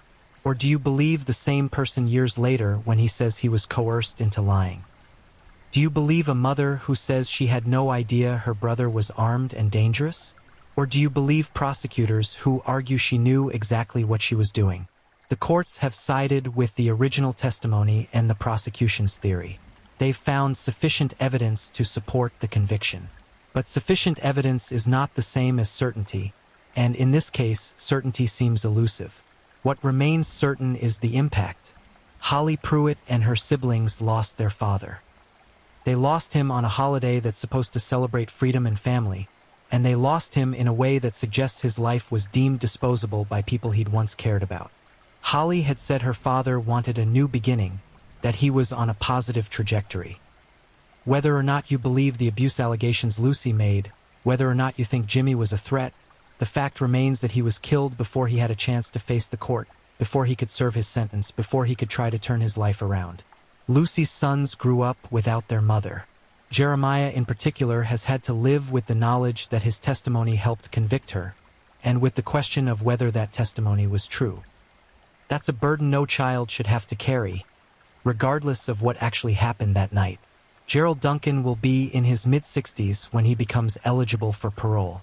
He spent his entire adult life in prison for protecting his sister, or for committing murder, depending on which version you believe. Either way, the military training that taught him to neutralize threats became the tool that ended a man's life and destroyed his own. And Lucy Duncan has now spent more years in prison than she spent free as an adult. She was 37 when she was sentenced. She's now 58. If she lives a normal lifespan, she'll die behind bars. Whether that's justice or injustice depends entirely on what you believe happened in that car. The legal case of Lucille Duncan versus the state of Missouri is closed. The appeals have been exhausted. The habeas corpus petition filed in 2024 is her last real chance at freedom, and legal experts who've followed the case don't give it much hope of success. The courts have consistently held that even without Jeremiah's testimony, the evidence supports her conviction. But the moral case remains open in the minds of those who followed it. Online forums dedicated to wrongful convictions list Lucy's case as a possible miscarriage of justice. Others argue just as passionately that the conviction was appropriate, that Lucy's claims of innocence are self-serving lies, that she's exactly where she deserves to be. The truth about what happened that 4th of July may never be fully known. 3 people who were there say Lucy didn't know it was going to happen. The legal system says she did. And James Pruitt, the only person who could potentially answer certain questions about what was said, what threats were made, what actually transpired in those final moments, can't speak at all. What we're left with is a story about violence and family, about protection and murder, about truth and testimony and the limits of what the justice system can actually determine. It's a story that asks uncomfortable questions about domestic abuse and whether it justifies violence in response. It's a story about a 14-year-old caught between his mother and the state, forced to make impossible choices with consequences he couldn't have fully understood. It's a story, ultimately, about 4 people in a car after a fireworks show, and how everything fell apart in the seconds it took for a trigger to be pulled. James Pruitt wanted a new beginning. His daughter said so, and there's no reason to doubt it. He was 44 years old, living with his elderly mother, working as a landscaper, and yes, struggling with addiction and facing consequences for his actions. But people can change. People do change. The question is whether he would have been allowed to, or whether Lucy Duncan and Gerald Duncan decided that question for him. Gerald Duncan will likely get out of prison someday. In 2027, he'll have served 24 years and will be eligible for parole. Whether he's granted it is another question, but the possibility exists. He'll be in his 60s, and if released, he'll face the challenge of rebuilding a life after more than 2 decades in prison. He'll have to reconcile what he did, whether it was righteous protection or cold-blooded murder, with whatever person he's become in the years since. Lucy Duncan will not get that chance unless something extraordinary happens. Life without parole means exactly that in Missouri. There's no parole hearing, no possibility of early release for good behavior. The only ways out are a successful appeal, executive clemency from the governor, or death. The appeals have failed.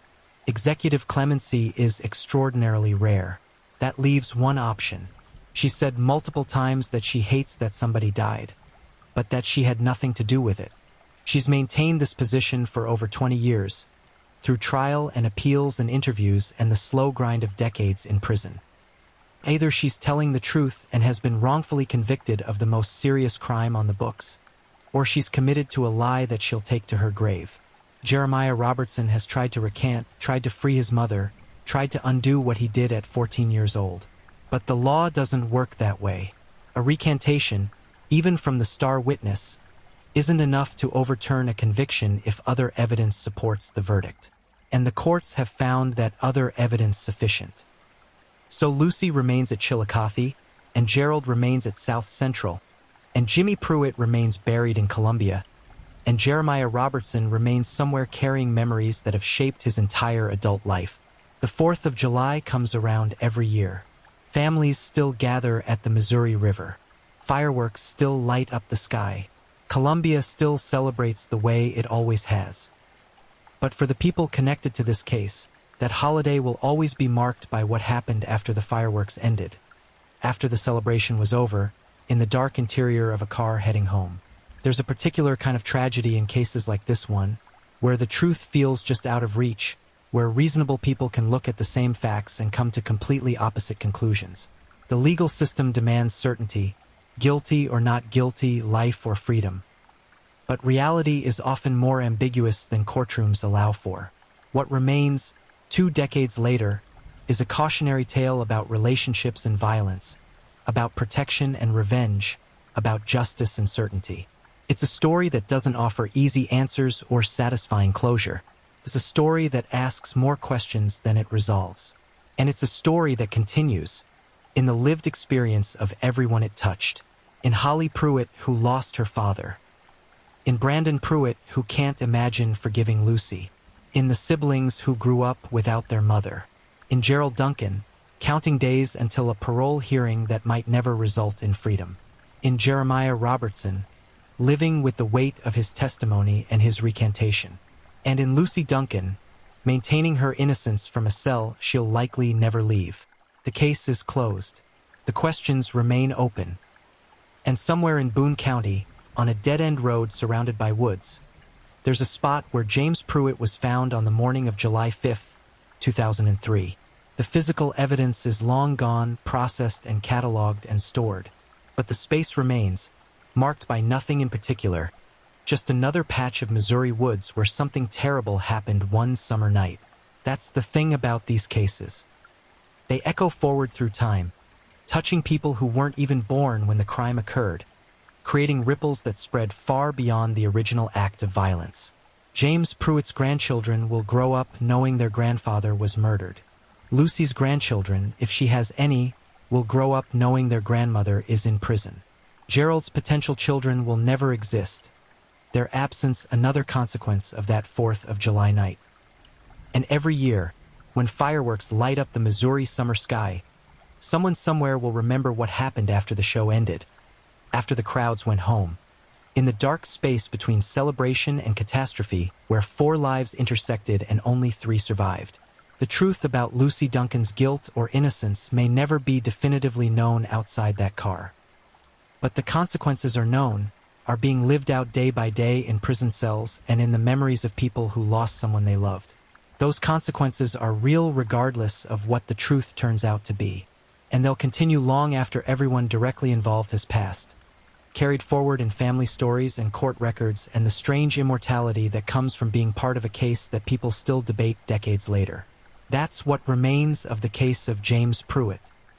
Questions without definitive answers, convictions without universal agreement, and the steady passage of time in prison cells where 2 people wait for futures that may never come. If you're enjoying these stories, don't forget to leave a comment. I'd love to know where you're tuning in from and what time it is in your part of the world. And if you haven't already, make sure to like this video and subscribe, so you never miss the next true crime story to help you unwind. Now, let's get into our final story. Story 4. The Susan Berman Case. A woman walks her dog through the winding hills of Benedict Canyon on Christmas Eve morning. The packages sit untouched on the doorstep. The back door stands open. And inside, on the floor of her home, the daughter of a Las Vegas mobster lies dead from a single gunshot wound to the back of her head.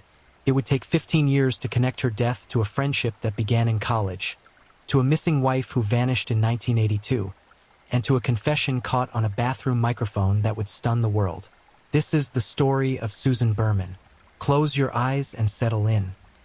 Let the weight of the day drift away as we journey together through one of the most intricate true crime cases in recent memory. Tonight's story unfolds slowly, methodically, like the investigation itself. There are no sudden shocks here, only the quiet unraveling of secrets kept for decades. We're going to talk about friendship and loyalty, about what people will do to protect those they love, and about the moment when protection becomes complicity.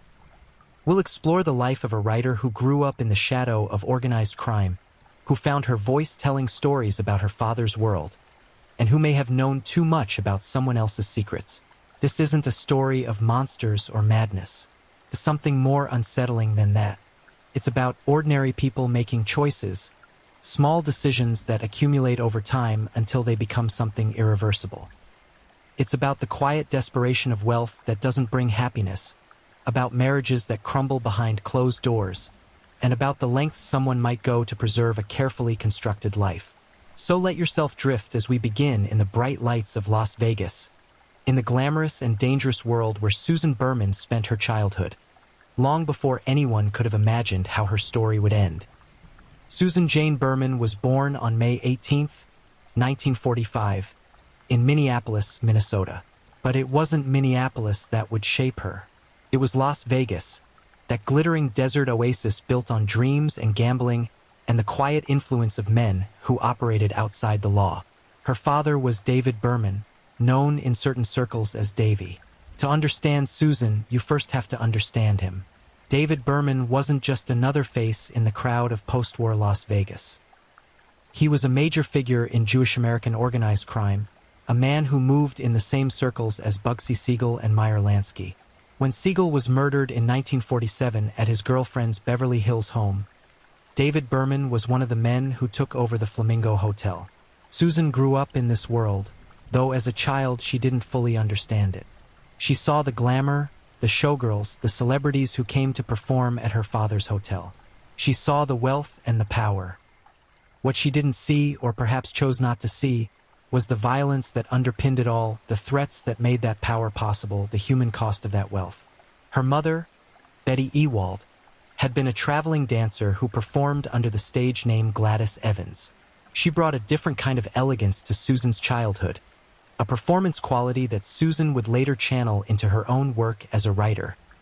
Susan was their only child, doted upon, protected from the harsher realities of her father's business. When Susan was 12 years old, her father died during surgery.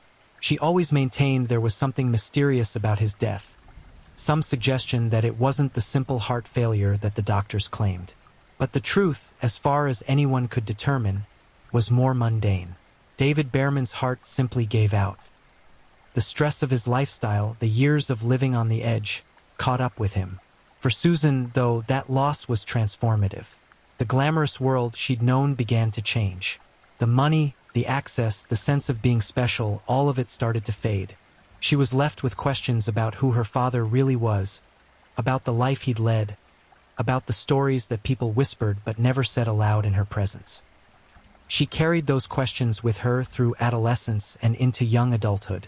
She went to college at the University of California, Los Angeles, studying to find her own voice, her own identity separate from being David Behrman's daughter. It was at UCLA in the late 1960s that she met a young man named Robert Durst. Robert came from a different kind of wealth, a different kind of power. His father, Seymour Durst, was a New York real estate magnate whose family organization would eventually become one of the most significant property developers in Manhattan. The Durst organization wasn't built on gambling or intimidation. It was built on land, on buildings, on the steady accumulation of some of the most valuable real estate in the world. But Robert carried his own shadows. When he was 7 years old, his mother had died, falling or jumping from the roof of their family home in Scarsdale, New York. Robert claimed to have witnessed it, though his brother Douglas disputed that account. Either way, the trauma shaped him. His father was distant, focused on business, expecting his sons to follow in his footsteps. Robert resisted. Susan and Robert became friends, part of a social circle that included other children of wealth and privilege. They understood something about each other that others couldn't quite grasp. They both knew what it was like to grow up in the shadow of powerful fathers, to feel the weight of expectations, to carry secrets that couldn't be spoken aloud in polite company.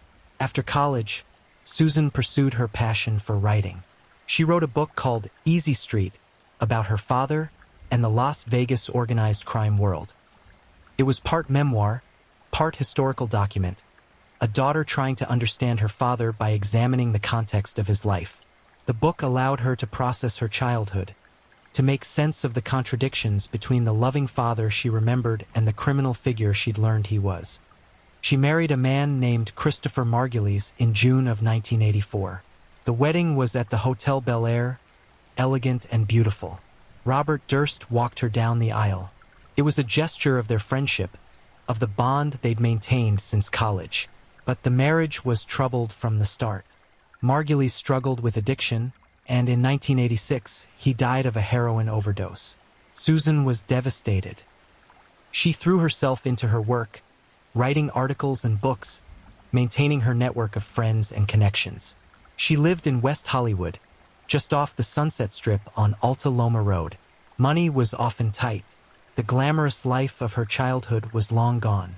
She survived on her writing income and occasional help from friends. Robert Durst was one of those friends.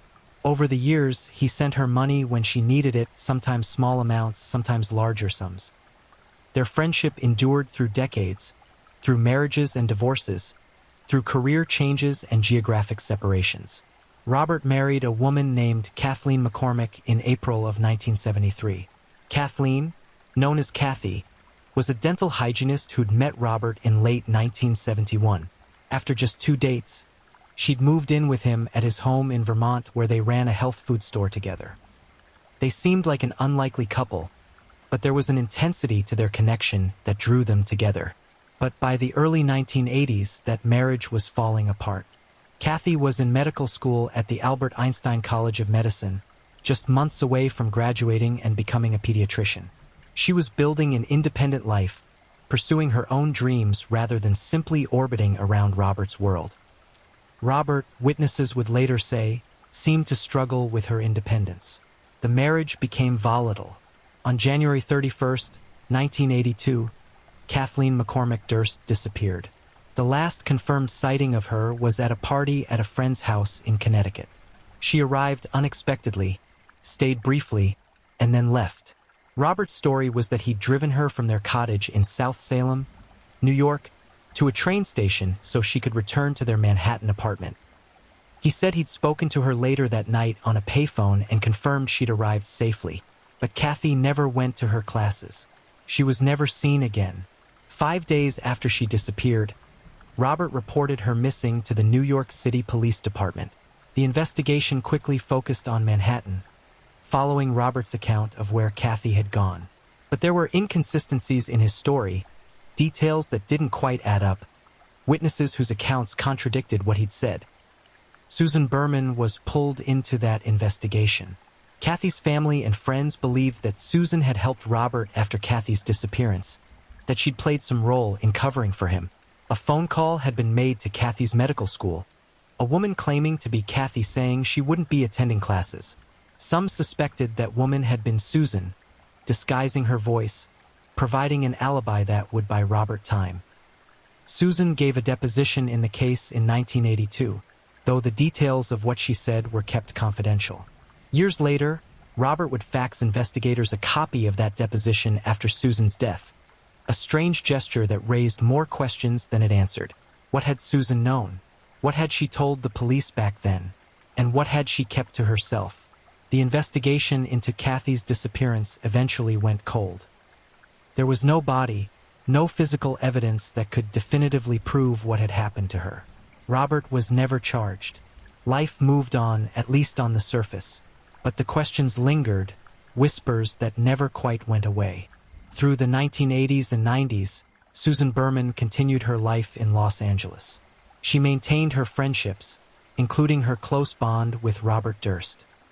She helped raise the 2 children of a boyfriend, playing a maternal role even though she'd never had children of her own. She wrote, though finding consistent work was a struggle. The literary world can be unforgiving, especially to writers without independent wealth or institutional support. Robert, meanwhile, had inherited his place in the Durst family real estate empire, though he was increasingly estranged from his brother Douglas, who'd taken over running the organization. Robert had money but seemed to drift through life without clear purpose or direction. He made odd choices, invested in unusual projects, spent time in different cities without any particular goal. In 1990, Robert remarried. His new wife was Deborah Lee Sheraton, a real estate broker he'd known in New York social circles. It was described by some who knew them as a marriage of convenience rather than passion. Robert himself would later say in a deposition that he'd wanted Deborah to be able to receive his inheritance and that he'd intended to kill himself. It was a strange admission, raising questions about his state of mind, his relationship with his own mortality, his understanding of what marriage meant. Susan's financial situation became increasingly precarious. She sent letters to friends asking for loans, expressing worry about paying her bills. In the months before her death, she received 2 checks from Robert Durst, each for $25,000. It was a significant amount of money, the kind of help that could stabilize her situation for a while. In her last letter to him, written on November 5, 2000, she expressed hope that her financial entreaties wouldn't ruin their friendship. There was a vulnerability in that letter, an acknowledgement of the uncomfortable dynamic when old friends become financial supporters. But something else was happening that autumn, something that would prove far more significant than Susan's money troubles. In New York, the state police had reopened the investigation into Kathleen Durst's disappearance at the request of the Westchester County District Attorney, Janine Pirro.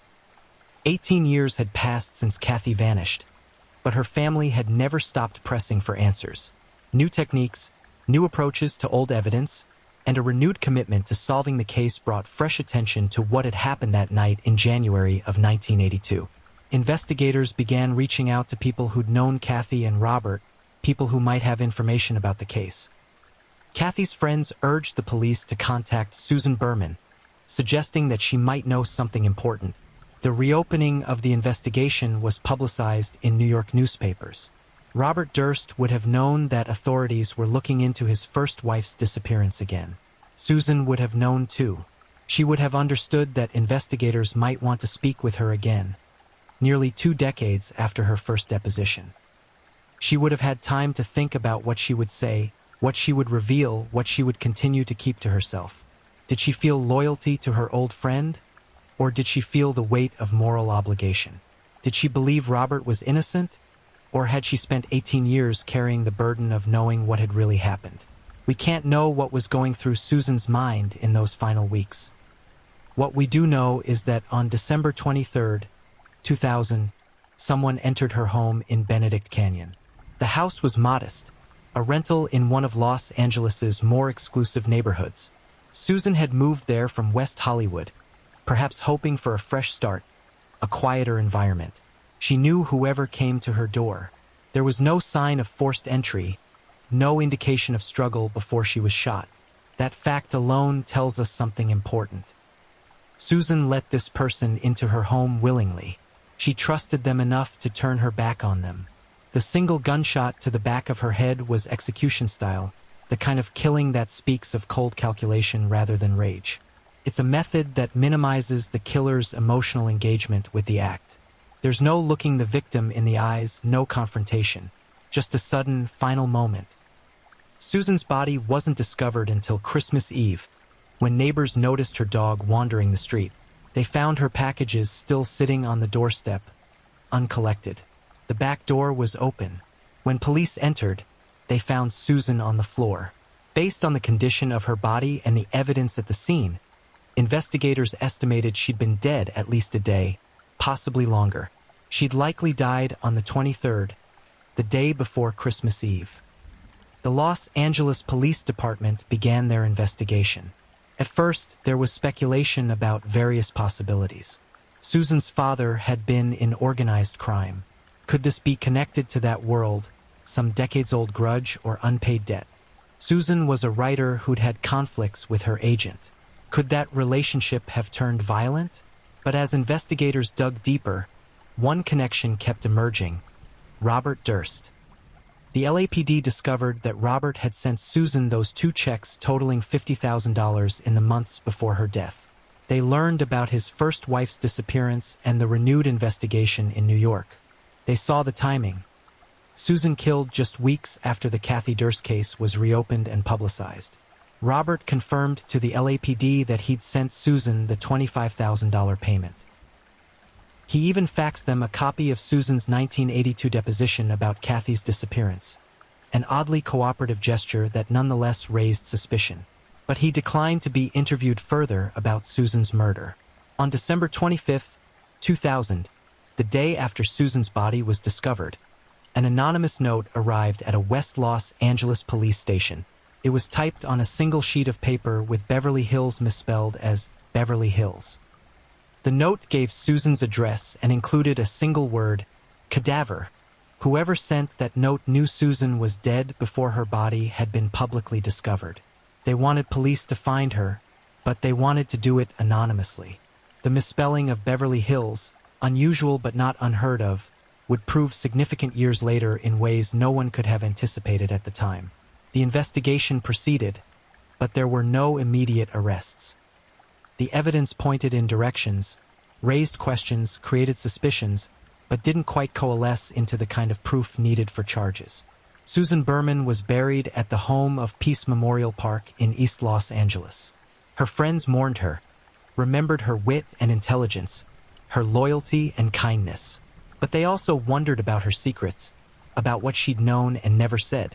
After Susan's murder, Robert Durst's behavior became increasingly erratic. He left his life in New York and ended up in Galveston, Texas, a Gulf Coast city where he knew no one and no one knew him. But he didn't arrive as Robert Durst. He created a new identity, Dorothy Senayer, a mute elderly woman. He rented a cheap apartment in a modest building, wore a woman's wig, dresses, and even makeup, The disguise was elaborate, maintained with consistent dedication. He would later explain that he was afraid the Westchester District Attorney was preparing to charge him with Kathy's murder, and he was trying to avoid being found. But the choice to disguise himself as a woman, to maintain that deception day after day, suggested something beyond simple evasion. It suggested a complete abandonment of his previous identity. In September of 2001, 9 months after Susan's death, Robert's neighbor in Galveston, a 71-year-old man named Morris Black, was found dead. More specifically, parts of his body were found. Black had been shot and then dismembered. His body parts were discovered in garbage bags floating in Galveston Bay, severed with what appeared to be practiced precision.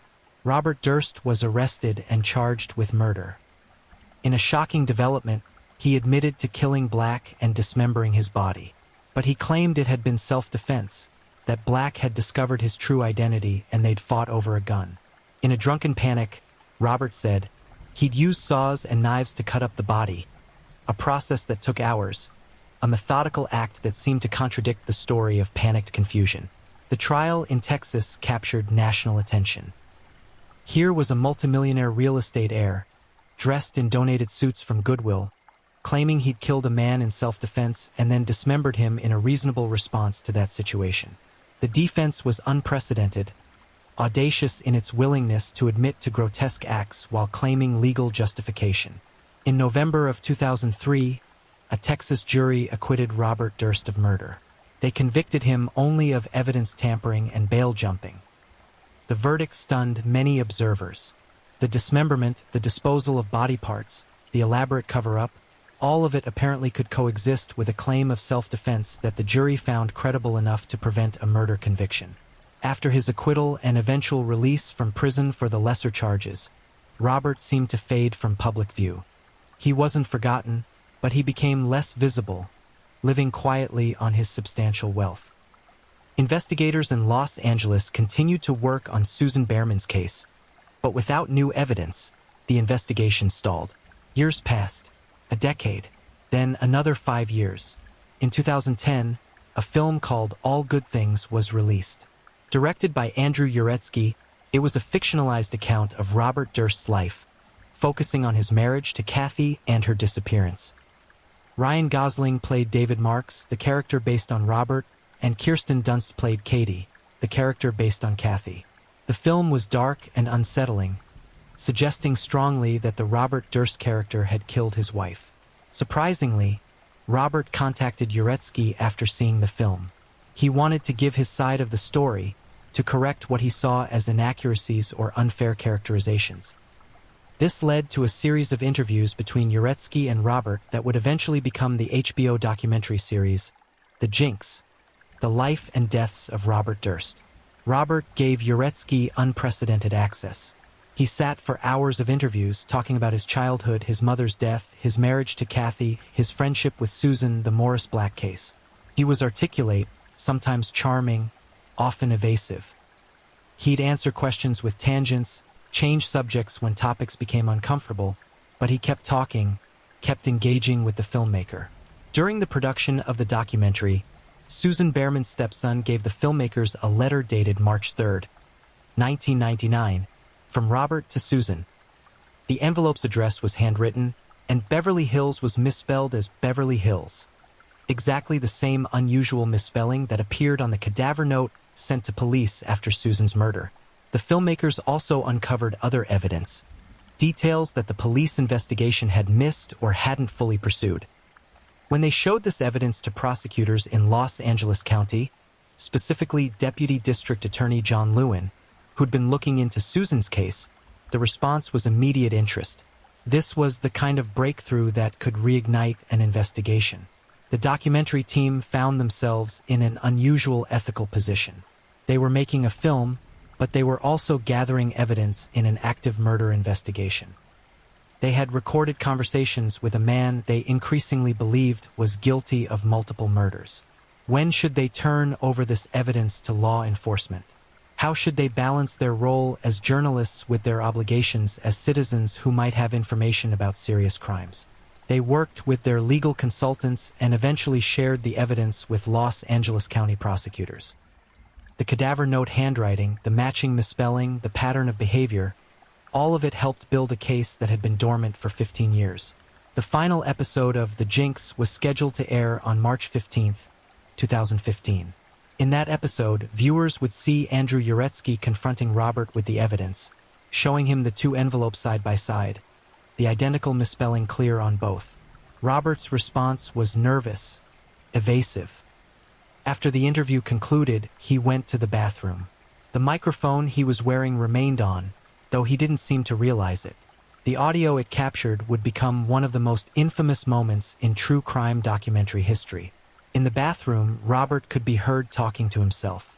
The recording captured fragments, partial thoughts, a rambling internal monologue. The words that stood out, that the documentary emphasized, were these: "What the hell did I do? Killed them all, of course." On March 14, 2015, the day before that final episode aired, Robert Durst was arrested in a New Orleans hotel room. He was charged with first-degree murder in the death of Susan Berman. When police searched his room, they found a latex mask, a map with the location of Cuban embassies marked, and tens of thousands of dollars in cash. It appeared he was preparing to flee the country. The timing of the arrest, coming just before the documentary's finale aired, raised questions about coordination between the filmmakers and law enforcement. Deputy District Attorney John Lewin later acknowledged that the documentary team had shared evidence with prosecutors and that he'd seen footage where Durst was confronted with that evidence. The case had been reopened because of what the filmmakers had uncovered. The path to trial was long and complicated. Robert Durst's legal team was expensive, well-credentialed, and aggressive in their defense. They challenged evidence, questioned procedures, filed motion after motion. The case was intricate, spanning multiple states and decades, involving circumstantial evidence that had to be woven together into a coherent narrative. In March of 2020, the trial finally began. Then the COVID-19 pandemic brought everything to a halt. The trial was suspended for 14 months, an unprecedented delay that created additional complications for both prosecution and defense. When the trial resumed in 2021, Robert Durst was 78 years old. He appeared in court in a wheelchair, wearing a neck brace, his health clearly declining. But the prosecution's case was strong. They laid out their theory. Robert had killed his wife Kathy in 1982. Susan Berman had helped him cover it up, possibly making that phone call to the medical school, providing an alibi, giving statements that protected him.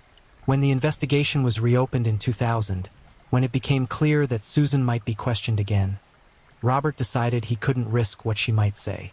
So he flew to Los Angeles and shot her in the back of the head. The prosecution presented over 70 witnesses. They showed the cadaver note and the 1999 letter with their matching misspelling. They detailed the timeline of the $50,000 sent to Susan in the months before her death. They called New York State Police investigator Joseph Becerra, who testified about wanting to interview Susan before she was murdered. They established a pattern of violence and concealment spanning decades. The defense argued that Robert, despite his obvious eccentricities and admittedly strange behavior, was not guilty of Susan's murder. They suggested the handwriting evidence was inconclusive, that the financial help Robert gave Susan was simply friendship, that there was no physical evidence placing Robert at the scene. In a decision that surprised many legal observers, Robert Durst took the witness stand in his own defense. He testified for several days, submitting himself to cross-examination by Deputy District Attorney John Lewin. The testimony was extraordinary. Robert denied killing Susan. He denied killing Kathy.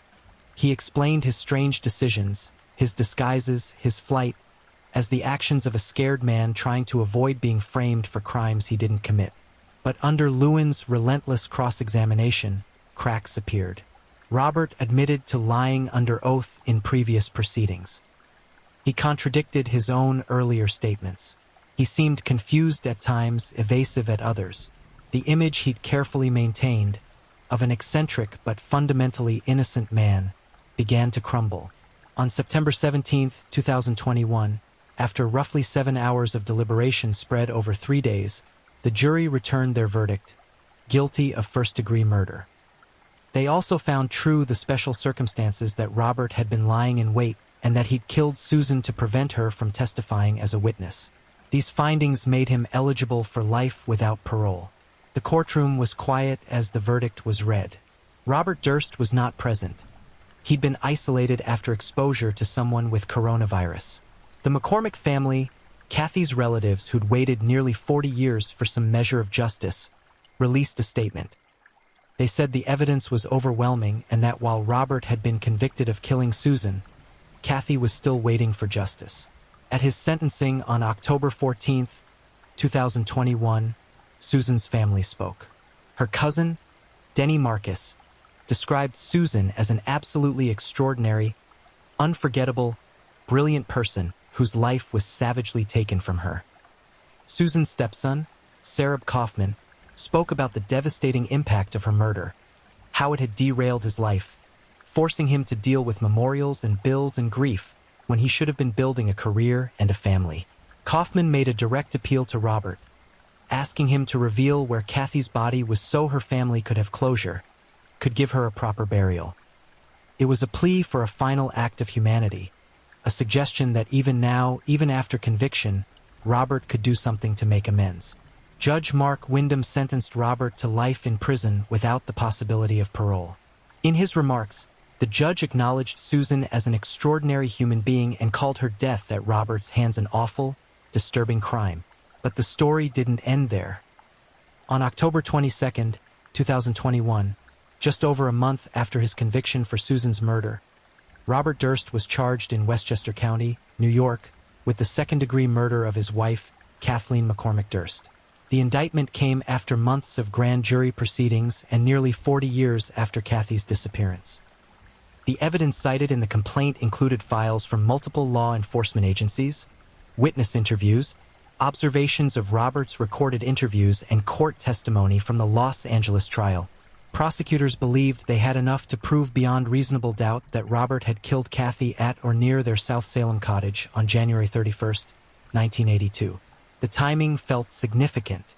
For decades, Robert Durst had evaded charges in his wife's death. He'd been questioned but never arrested, suspected but never indicted. The Morris Black case had ended in acquittal. Only Susan Behrman's murder had resulted in a conviction. Now, finally, he was being held accountable for what prosecutors believed was the first in his series of crimes. But Kathy's case would never be tried. On January 10, 2022, less than 4 months after his conviction for Susan's murder, and less than 3 months after being charged with Kathy's murder, Robert Durst died in custody. He was 78 years old. The official cause was natural causes, related to his various health issues that had been evident during the trial. His death had significant legal consequences. Under California law, because his appeal of the Susan Berman conviction was still pending, that conviction was automatically vacated. In legal terms, it was as if the conviction had never happened. This technicality frustrated Susan's family and supporters who felt that justice had been achieved, only to be erased by the defendant's death. The Kathy Durst case was now closed without resolution. There would be no trial, no opportunity for prosecutors to present their evidence publicly, no chance for Kathy's family to hear the full story of what happened to her. District Attorney Miriam Roca released an investigative report detailing some of the evidence that had been gathered, an attempt to provide transparency when a public trial was no longer possible. The report revealed details about the original 1982 investigation and how Robert's statements had misled investigators, directing them to search in Manhattan when evidence suggested Kathy had never left South Salem. It discussed witness accounts of domestic violence, of neighbors who'd seen Kathy terrified, claiming Robert had a gun and she feared he would shoot her. It described evidence found in their home, blood in unexpected places, personal items discarded after her disappearance. The report acknowledged mistakes in the original investigation. The Westchester District Attorney's Office admitted there had been missed opportunities in 1982 that may have contributed to the 40-year delay in bringing charges. Those opportunities were lost partly because of Robert's wealth and family connections, partly because of investigative decisions that prioritized his account over evidence that contradicted it. Kathy's body has never been found. Despite decades of searching, despite theories about where Robert might have disposed of her remains, she hasn't been recovered. Prosecutors said they had theories based on evidence they couldn't publicly discuss because of the grand jury proceedings, but without Robert alive to prosecute, those theories remain just that. Susan Berman was ultimately buried at home of Peace Memorial Park in East Los Angeles. She rests there still, her story now part of the public record in ways she could never have imagined. The daughter of a Las Vegas mobster who wrote about organized crime became part of one of the most notorious true crime cases of the early 21st century.